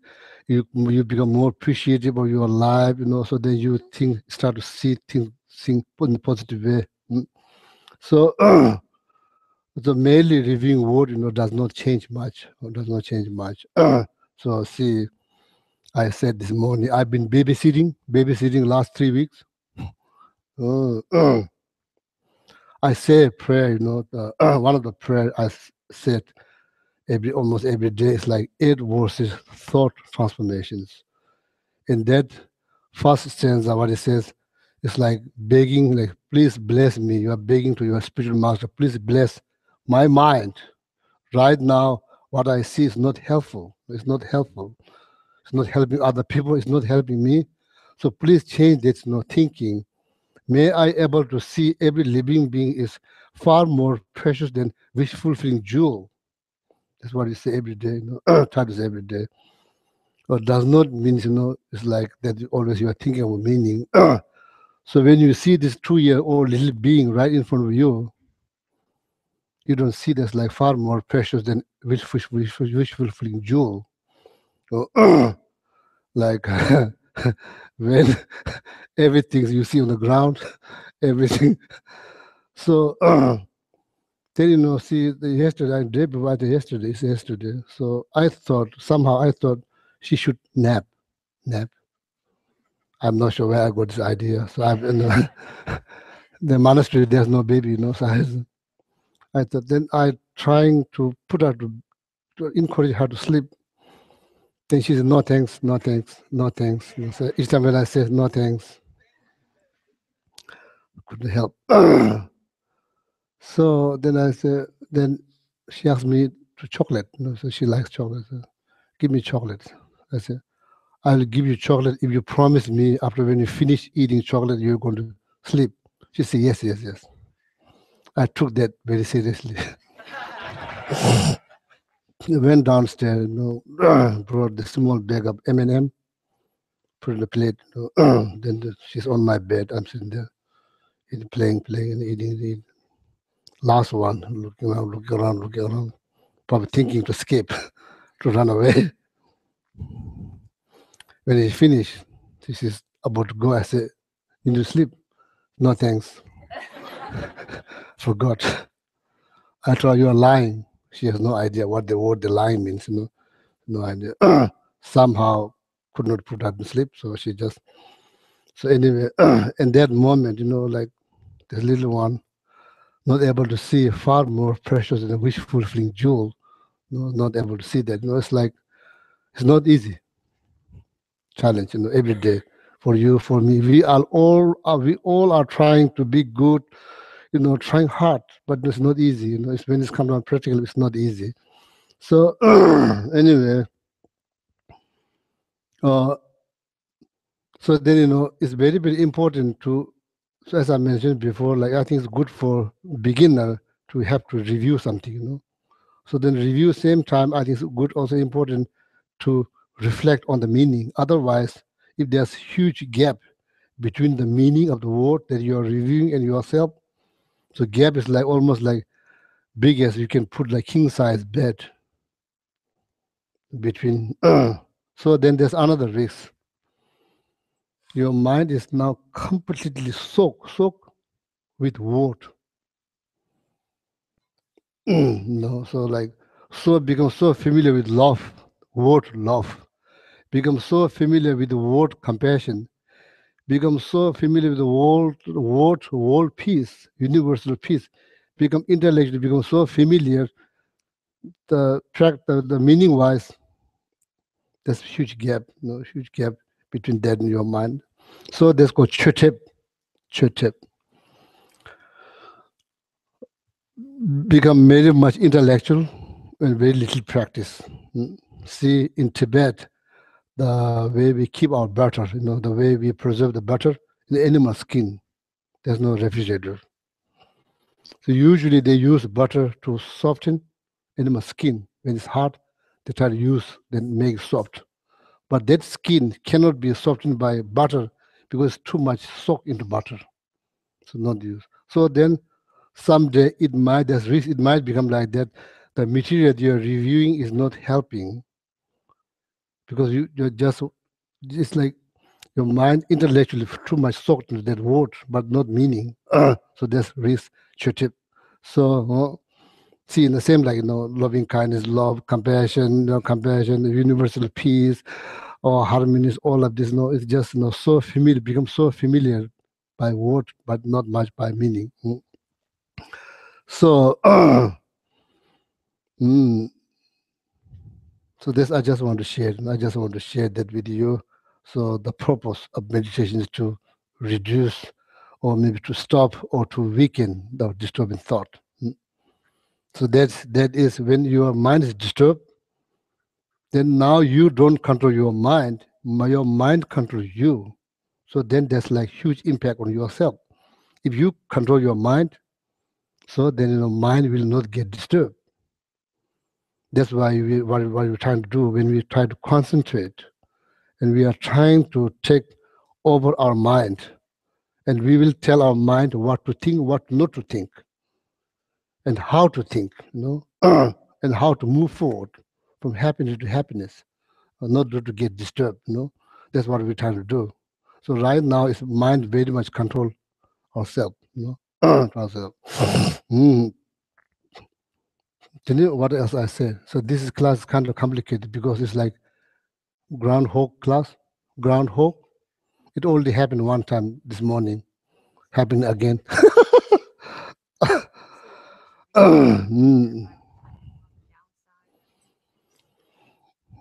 What do you think? It's not easy, having the same class 2 times, back to back. And sometimes it's kind of feel funny, to repeating whatever has been said. In the morning, it's kind of more like genuine. Now it's like, I'm not sure. What is it? What is it? So the only other thing you said is reduce anger, reflect on the downside of anger. So, the Shantideva wrote this book, Guide to Buddhism Way of Life, in 8th centuries. In that books, it has thorough examinations about when we get angry, when we get angry. So then, so say, this I already mentioned before, so like, it takes you long time to get angry because you used to get angry so quickly. Now it takes long time because now you are doing some practice, some practice that reflecting on the downside of the anger, and then reflecting on the benefit of practicing patience, all of that. So that's all I said this morning. So now back to the materials that we are studying, 7-point mind training text, okay? Thought transformations.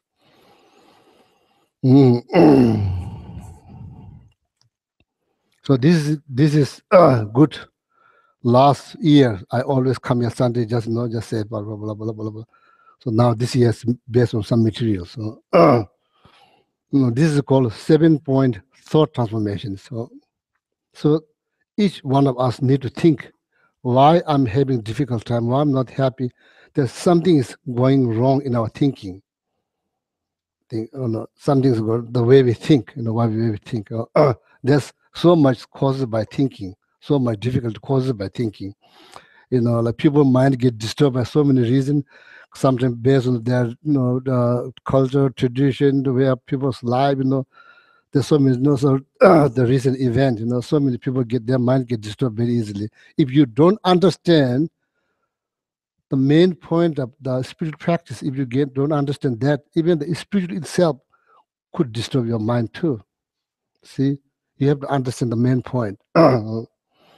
This is not spiritual, but it helps. It helps to nurture your spiritual practice, but this is not spiritual. It's not spiritual. If somebody knock it down, what's the big deal? You can just pick it up. So see, even not understanding, that's also not good. So now back to the materials. So last Sunday, this was 7-point thought transformation. So the section that we are in is like bodhicitta, altruistic attitude. That's what is needed, altruistic attitude.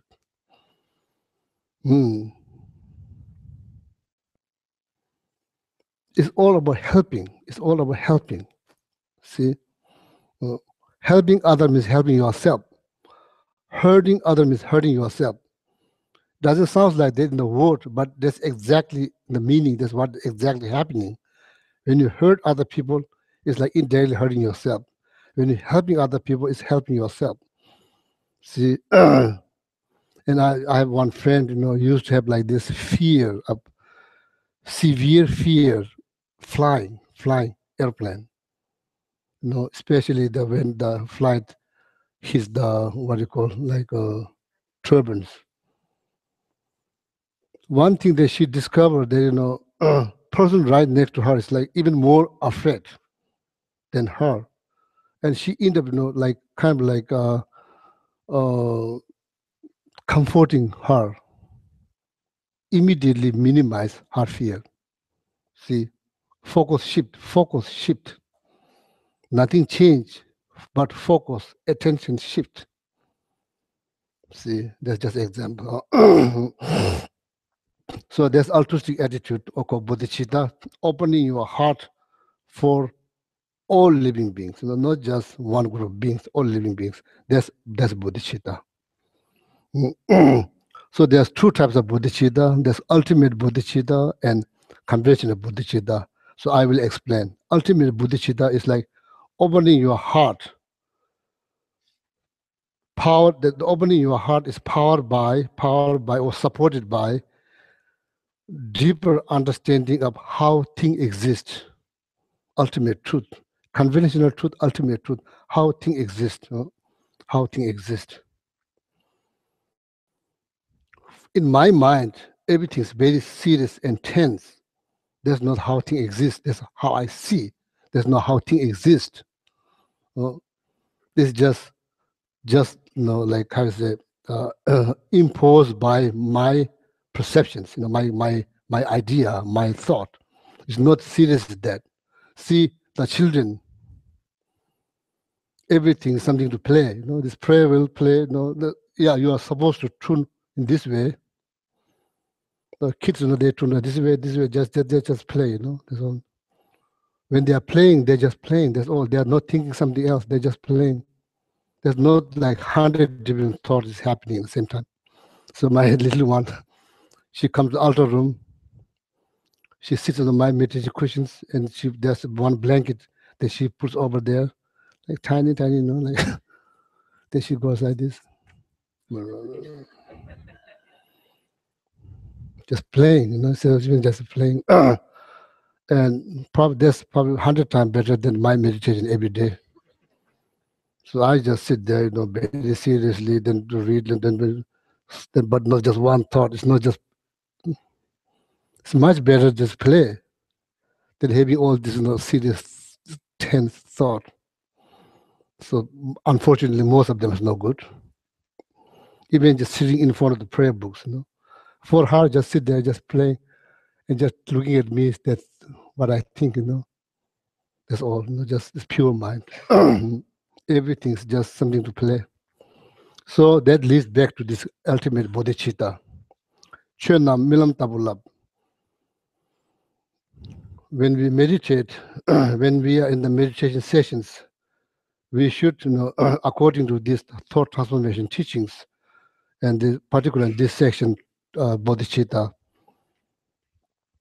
we should think everything, chönam, all the phenomena, everything, internal, feeling, whatever the feelings, external things, everything is like dream. Chönam, milam means dream, milam lab. Lab means learn, to learn how to do that,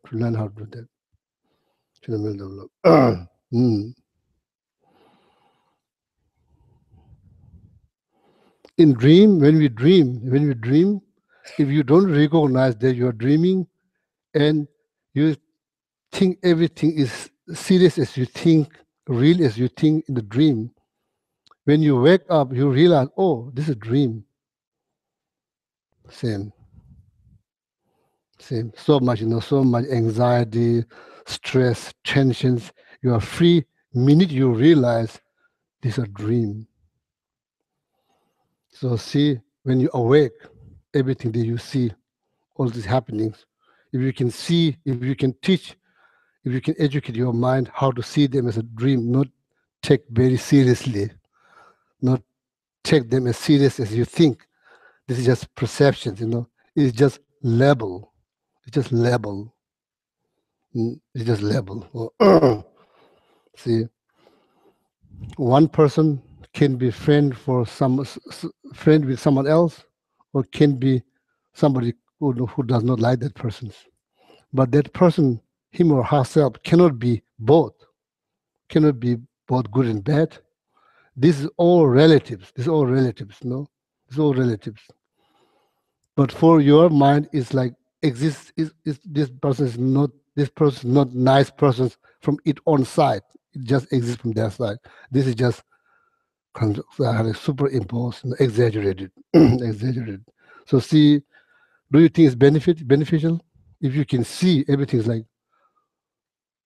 like child, child see things, child 2-year-old child see things, they see things, we see things different between us and that. Is like we are so sophisticated, so serious, and have opinions, so then all this and that, all kind of things. So they just see things exactly like that. Milam tabulab. So if some of you are having here difficulties, that's I would like to also say difficulty to recognizing dream. So this is the one technique that you use in order to. There's a lot of people ask me, oh, Gisela, how to get lucid dream? I don't know much about dream. I don't know much about dream. In 1993, when I was in Switzerland, 1993, before I came here. One of my friends, she is psychologist. I'm not criticizing psychologists, but she is very psychologist. She always asks me about dream. No, the monastery, nobody really talks about dream. Nobody has time for talk about dream. Busy. So then I said, then she give me some. She said, okay, write down your dream. Very new to me. I never write down your dream. I don't know how to write down my dream. She give you a piece of paper like children, and sometimes she say make something, make something. Don't think about that. Make something.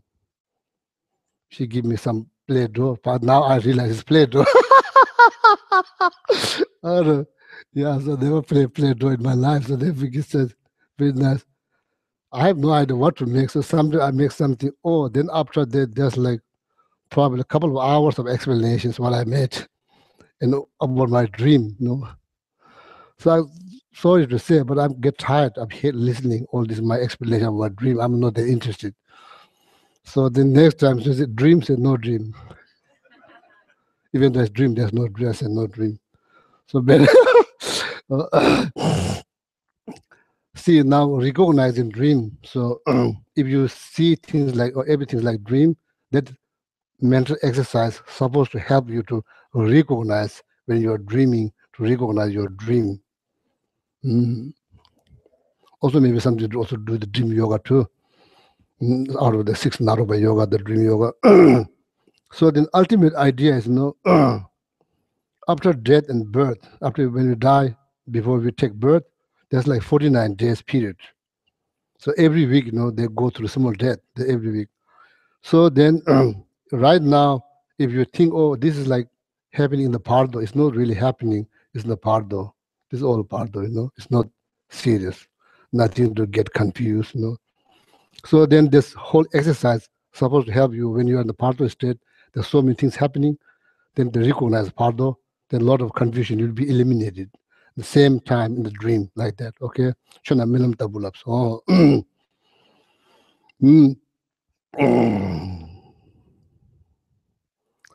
so that does not mean that they don't exist. They do exist, but they does not exist the exact the way you think. They do exist. It doesn't mean they are like dream, they are like illusion. Doesn't mean they don't exist, but they do exist. How they do exist based on causes. This is all relative. This is all relative. It's all related to something. That's how they exist. It's all related to. It's not just one cause. It's not just that this person is the source of all my suffering. It's not like that. Related. There's so many related. All relative. All relative. So this is like when you are in the meditation sessions. That's what you're supposed to think. Everything is like dream. It's not serious as. It's not real as I think. It's not 10 as I think. It's like dream. So then when you come out of the meditation sessions and during the post meditations, cooking, cleaning, and they suggest tunzam jume chebucha. So then in the post meditation period, then still you are being mindful. Oh, this is like illusions. It's not real. It's like illusion. I myself illusions. The cooking is illusions, the pot is illusions, the fires and everything, me, my actions, my object, all of this is just illusion. It's not solid as I think, it's just illusions. Then this is the, then when you look around, so many people, caught up with these confusions, not knowing difference between conventional reality and ultimate reality. There's so much confusion built, interacting with the object, internal object, external object, with that, so many confusions, that's leads to a lot of suffering. So then you open your heart with that, not knowing that ultimate truth cause so much problems. So then from there, you open up your heart. You feel sorry. You don't feel bad. You don't look down on them. You feel sorry. Then you open your heart. That opening that heart is powered by profound understanding of ultimate reality that opens your heart to all living beings. That's called ultimate bodhicitta. Ultimate bodhicitta. Make sense? My English is not that great. Sorry. So make sure that I don't waste your time. There's a one way to open. That's called ultimate bodhicitta. You know, generating altruistic attitude towards all living beings based on the profound understanding how people should think, how people should treat it, the things they see, experience, they interact, not serious as we think. It just treated them like dream. When you are in meditation session, when you are in the post meditation session, treat them as like illusion, you know, illusion. So it's not real, or it's not real, or ultimate truth. When you analyze, you know, so much, I say, does not mean they don't exist, you know. So good example is the televisions. When you watch, you know, like sometimes you get very emotional, you cry, you know, sometimes you get angry, all kinds of things, you know. When you investigate, there's nothing to find. It's just piece of screen. When you tune up, it's just black. It's just there's nothing. When you look around, there's a piece of glass. When you open that, there's a wire. There's nothing. It doesn't mean they don't exist. They do exist, but they don't exist exactly the way we think. You know, the way we think. Or like 100-story building doesn't exist there, but we see it there. You know? It's just labeled by mind. It's very much to do with we kind of forgot. We kind of forgot, you know, that we label things. Or we forgot. We think, oh, it's just its own side. It become like that. We forgot that our mind labels. So it's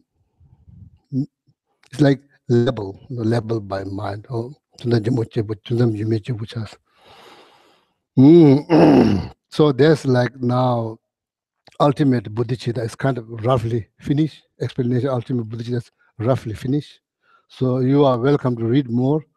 So then if you have any questions, then please put it here. So then I will try all my best. Okay. So now then back to the conventional bodhicitta. So then kunzo simjilo jama, conventional bodhicitta. So this bodhicitta is practiced based on Tonglen. Tonglen. So some of you may heard this many times. Tong, give, send. Tong means send, give. Len means take. Pema cha means no, you can do just send, or just take, or maybe take first, send second, or you can just alternate them. Tonglen practice. Tini, two of them. Lungla chamber chas. So now, beginning of this class, I mentioned you can, you know, well, you're also welcome to do breathing meditations. So make it little more profound. When you're breathing out, you can visualize. We all have merit, believe it or not. When I say merit, means when you say something nice, oh, you look good. You know, people are nice. You know, people are not bad as we think. People are lovely. You know, lovely. Everybody wants to do good. You know, everybody's trying to be good. To good. You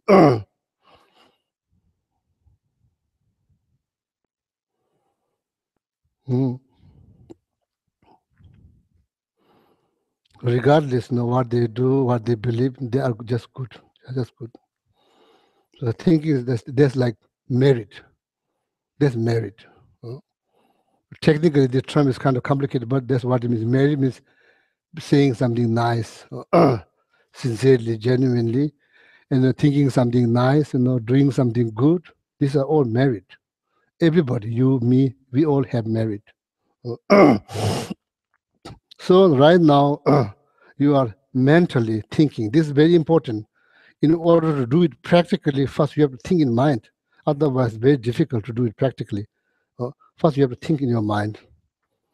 So, out of loving kindness, that's how the giving practice has been done based on Buddhism, out of loving kindness, not like out of fear, obligations, anxiety, stress, not that. No, out of loving kindness, you give. When you give, you try to give out of loving kindness. When you like the love, the definition of love in Buddhism is like someone someone, the person that you are close one, of course, we have to practice loving kindness, towards the close one. Then slowly trying to move to the stranger. Then slowly trying to move to the person we don't like. So then become universal, and that has to begin with someone, someone close one. When you say love, definition of love in Buddhism is like your close one struggling to get something, to be happy. So then you are saying, I'm there to help you to get that. That's love, that's definition of love. So you give out of loving kindness. Okay, that's how you give. So then your giving is become important practice. Your giving has become Tonglen practice. Give. So then all this, saying something nice, or saying something nice, thinking something good, doing something nice, all of that, this is all energy, positive energy. Mentally, you can transform that into some beautiful offerings. Beautiful offerings, you can offer them. And just visualize, they receive them and make them happy and just rejoice. Just rejoice. So there's sending practice. Or you can just visualize yourself in front of you. Can you do?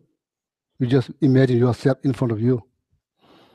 And just look at, I've been so hard, so critical, yeah. Why you don't torture? So then out of loving kindness, then you give. That's also practice can be done that. I'm not just saying this, it's already been said. I'm just repeating here, that you visualize and take all this, suffering caused by being hard on, harsh on, being looked down on by yourself. All the difficulty they experience, they just take out of compassion. Take that out of compassion. Not only you, but take out of compassion on your ego mind. Ego mind. See, so one thing that yesterday or day before, I saw something on the social media. That's very beautiful. So I'm not sure who wrote it, but it's beautifully worded. It says like offering apology. Offering apology does not mean the other person is right and you are wrong. It is like, I say, I don't remember, so what it said, but it's like I say, giving apologies is not about you are wrong, other person right. It's about, like valuing your relationship over ego. Makes sense? Over ego. See, ego is chronic disease, never been healed. And here you say, my way, highway. In Argentina, I asked them how they say. They say, take it or leave it. Take it or leave it. That attitude needs to go. Chronic disease. All the sufferings coming from there. So when you take, then you can take on that, and that ego needs to be go. It needs to go. So out of compassion, then you take. So see, this is very, very good. Also based on a little bit on my experience, nobody wants to back up. Everybody is standing on their position very firmly. Meanwhile, happy atmosphere disappear, peaceful atmosphere disappear. Not just knowing them, experiencing them. Even then, nobody wants to back up to contribute to recreate this atmosphere. Nobody wants to. Firmly supported by this ego. So now, when you're studying 7-point mind training transformation or the thought transformation text, you are learning something new, or valuing a happy atmosphere over ego, valuing friendship over ego, valuing going to Shelley Lake or Lake Johnson over ego. Huh? Putting this here or there doesn't matter. Doesn't have to be here. It can be here too. The serve in the kitchen dharma. Remember kitchen dharma? Putting cup here or cup there, or glass here, cup there, doesn't matter. This whole like created by us, it's created that it can be flexible too. Doesn't have to be solid as like that. So much happiness we lost through the kitchen. From inside the kitchen, we lost so many. Can you imagine? So seeing things throws here, like the children, the girls, like have no concept of mess. Everything just played here, block, that here, block. That doesn't matter. Oh, shouldn't put on the bed. This is a holy book, prayer book. I have no idea. The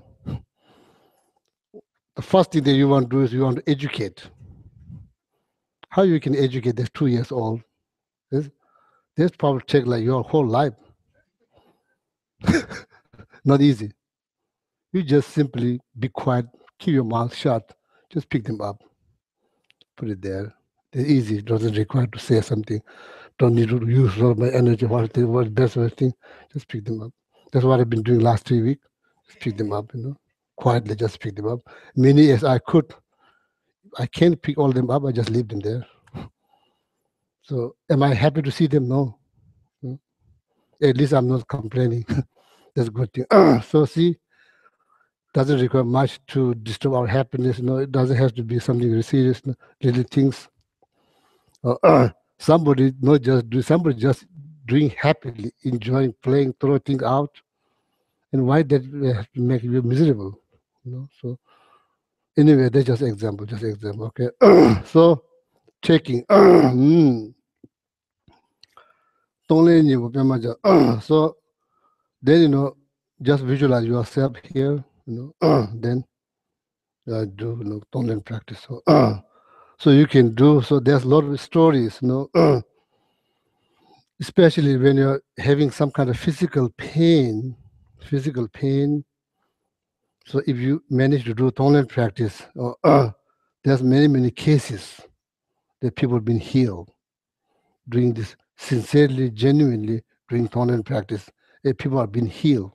Some cases, cancer has been healed, in other countries. So Tonglen practice. So visualize yourself in front of you, then you can do Tonglen practice yourself. So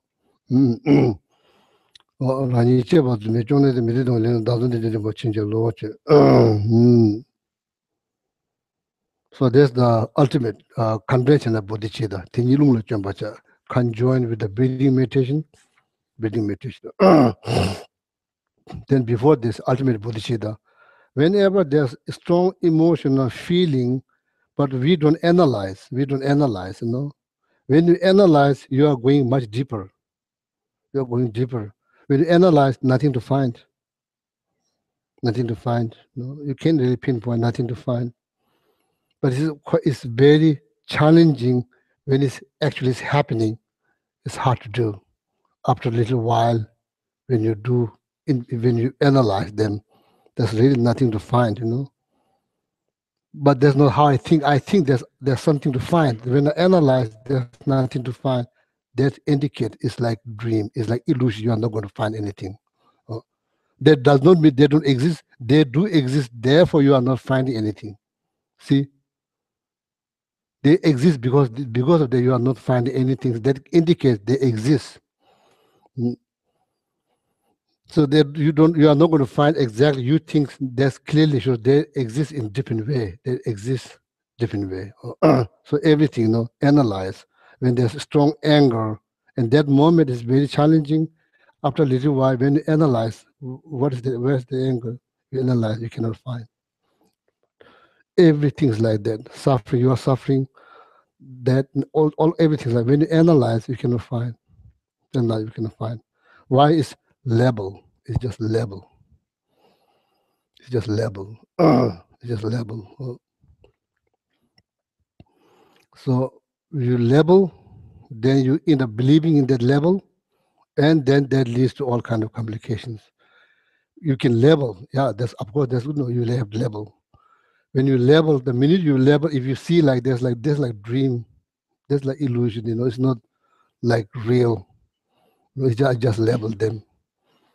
A lot of benefit could come from that deeper understanding of how things exist, called emptiness. So analyze, quite important to analyze self. I am not happy. I. What is I? No, who is not happy? What is I? Is your body? What is I? Or is just merely label based on those aggregate, or just label self? Or what is I? That's how the meditation on emptiness has been done. What is I? It's not the aggregate. It's not the body. It's not aggregate. It's not the feeling. It's not the oxygen in the body. It's not the feeling. What is it? What is it? What is it? What is it? How you say? What is it? What is it? What is it? How you define? There's many different theory. Or some people say, oh, aggregate, this are self. That's not true. Or then they find out there's some mistake. They say, okay, no, maybe continuation of the aggregate, maybe that's self. Then there's some mistake too. Or they say, oh no, maybe consciousness, that's the self. The conclusion is like mere self. That's what it is. When you're trying to analyze, you are not going to find. Why? I'm not sure why. So see, emptiness, meditation, that's how the empty everything, not just self, everything. I'm not happy. Who am I? Who am I? That doesn't sound good. Who am I? Huh? No, the point is, what is I? That's more like, what is I? Not like, who am I? What is I? What is I? What is self? That's a little bit before this ultimate bodhicitta. So now here, so this Tonglen practice, okay? Giving out of loving kindness, taking out of compassion, conjoined with breathing, breathing out, sending, giving, then breathing in, taking out of compassion. So so then can practice based on yourself. You just visualize yourself in front of you. And just think, the being critical about yourself, like not liking this and that, so then just look at that, see, it's not good, it's not good. You need to you need to tell the person that you visualize in front of you, you need to tell that person that you are precious, your life is precious, human life. That's what it's called, like that, okay? Then lembe korim run some, then I'll stop. Lembe korim run some. Taking part is done for the beginner. Taking part is done based on yourself. Taking part is done based on yourself. In that case, you have to visualize. And last time somebody asked me questions, how I can develop compassion towards myself. I told her, visualize yourself in front of you. Because of this text, visualize yourself in front of you and just look at out of compassion, not out of, like I say, negative, disturbing thought. Look at that out of compassion and look at, carefully look at. See, so that's exactly out of compassion, then look, then you take, then, so mainly here, thinking here. When thinking, something is not going right here, thinking, so much confusions, problem caused by thinking. That thinking needs to be straight. How is it straight? Thinking needs to be straight. The way to straighten the thinking is meditate. Meditate, okay. Yeah. So with that, so then I'll stop here. Exact time, 11:55. That's the first time. Exact time. So so then next week, so Gishi Sambo will come here. So last Friday I lost my voice. Gishi Sambo got very nervous. That means he has to go today, He's not prepared. he's all stressed out, spiritually stressed. And yesterday he said, "Oh, Gisela, you sounds good." I said, "I will judge whether I sound good or not."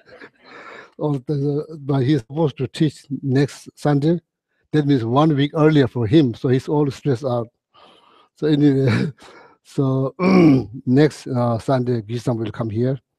So Gishe Sambo now is like my younger brother or my son. So I met him 1985 when he first came from Tibet. No, his family still live in Tibet. All of them still live in Tibet. So when he first came, he was like kind of like skinny. Looks like the mice just come out of the water. Or then what do you call this? Yeah, like this. Bodh Gaya. That's where I met first time. The bus, skinny, like mice. So he has two uncles in monastery. So so then before they died, they kind of begged me to look after Gishe Sambo. So then I took care of him. So and I don't know. I was born in India. I'm from Sikkim. I don't know his family. He don't know my family. So that's how the situation in monastery. You end up with a group of strangers. You have no idea, So they call you, "Oh, Gishe Gela, this is your turn now. Please come to our office." You go to office. They give you one being, human being. You have no clue. You don't have any background. If that's happening here, it's going to be nightmare. So many background check, or document, all this. There's nothing background. There's no background to check. Even if people don't remember their date of birth, how are you going to check them? The person who is checking them, they don't know their date of birth. So there's nowhere to find anything. So you have to say, okay, so you just bring the one human being to your house. You have no clue their background. You have nobody's really concerned. Then you are responsible for that human being, their education, their health, everything. So then if you stay, luckily I came to America. If I stay there, I may end up with 25 or 30 people there. Because sometimes the list is short. That means things come again. Right now, not many people are crossing from Tibet to India. Like 90s, 80s, 100 every month there's crossing, So there's group and group comes, then your list is short. Then it's come again. Then you get 2, 3, 4, 5, 6, 7, It's kind of funny because when you come here, so they should give you more, but they don't give you. They give you break. When you are there, financially you are very much in difficult positions. The getting one human being is big burden. Here, I can send some money, but they give you break anyway. So that's how Gishe Sambo. So and he's like my, so I known him, and he has some qualities I want him to share here at the center. He and so I'm very, very happy. So that when I requested, so Lama Zobarim say, okay, he can teach. Lama Zobarim see something in Gishe Sambo. So even though he's all stressed out now, I think eventually he will be fine. So then then he will teach probably 2 Sunday. I will teach 2 Sunday. Then I will probably minimize slowly. Been talking here last 16 years. Can you imagine? 16 years I've been blah, blah, blah, blah, blah here. So I'm trying to minimize a little bit and focus, concentrate a little more. Then Gishe Sambo, can talk, then I will come. That's the idea. Oh, yeah. Thank you very much. Thank you very much. So in the prayer book, if you please turn to page 246. 246. There's a dedication prayer. May all beings everywhere, plagued by sufferings of body and mind, obtain an ocean of happiness and joy by virtue of my merits. May no living creature suffer, commit evil, or ever fall ill. May no one be afraid or belittled with a mind weighed down by depression. May the blind see forms and the deaf hear sounds. May those whose bodies are worn with toil be restored on finding repose. May the naked find clothing, the hungry find food, May the thirsty find water and delicious drinks. May the poor find wealth, those weak with sorrow find joy. May the forlorn find hope, constant happiness, and prosperity. May there be timely rains and bountiful harvests. May all medicines be effective and wholesome prayers bear fruit. May all who are sick and ill quickly be freed from their ailments. Whatever diseases there are in the world, may they never occur again. May the frightened cease to be afraid, and those bound be freed. May the powerless find power, and may people think of benefiting each other. For as long as space remains, for as long as sentient beings remain, until then may I too remain to dispel the miseries of the world. Now turn back a page to 244, and we'll say some short, long life prayers on both sides of on 244 and 245. We'll be switching back and forth. In the land encircled by snow mountains, you are the source of all happiness and good. All powerful Chenrezig Tenzin Gyatso, please remain until samsara ends. The one who mastered his speech at a very young age, the one with great patience who received the name Awatare, the one with great precision who spread the teachings of Lama Tsongkhapa on bliss and void, Lama ornament of the yellow hat tradition, please remain until samsara ends. You uphold the subduer's moral way, who serve as the bountiful bearer of all, sustaining, preserving, and spreading Majjhina's victorious doctrine, who masterfully accomplished magnificent prayers honoring the three jewels, Savior of myself and others, your disciples, please, please live long. Om Tare Tu Re Soha. Om Tare Tu Re Soha. Om Tare Tu Re Soha. Om Tare Tu Re Soha. Om Tare Tu Re Soha. Om Tare Tu Re Soha. Om Tare Tu Re Soha. Yeah, thank you very much. Thank you. And also, I would like to thank all of your presence here at the Kadamba Center. So everything's happening here because of your presence here at the center. So this is our center. And some of you may think, oh, this is Geshe-Gelek Center. This is not my center. I don't have any control. I just come here and mumble, blah, blah, blah. That's all I do. Rest of things I have no clue. All taken care of, but people like you here. So your presence here is very, very contributing a lot. So whenever you come here, when you see somebody's become a little bit happier, more opening up, that's our result. That's our result. That's our collective effort. That's why the center is flourishing, our collective effort. I just want you to know and rejoice, People are opening up their mind. So my main goal here is to emphasize this from this center that we produce more kind human beings. That's our goal. Not more Buddhists. That's not my goal. More kind human beings. All will be safer. Even though you don't believe in any religion, that's fine. If you're kind, that's what we need. So we all should focus. Come here together to be open, to be kind to each other, to be nice to each other. Nobody wants to suffer. Why we cause them suffering? So that's our goal. So when you see that, when you see, then just please rejoice. That's our collective effort. Because our collective effort, center is flourishing. So I just want you to know, okay. Yeah, thank you. Thank you very much. Oh, yeah.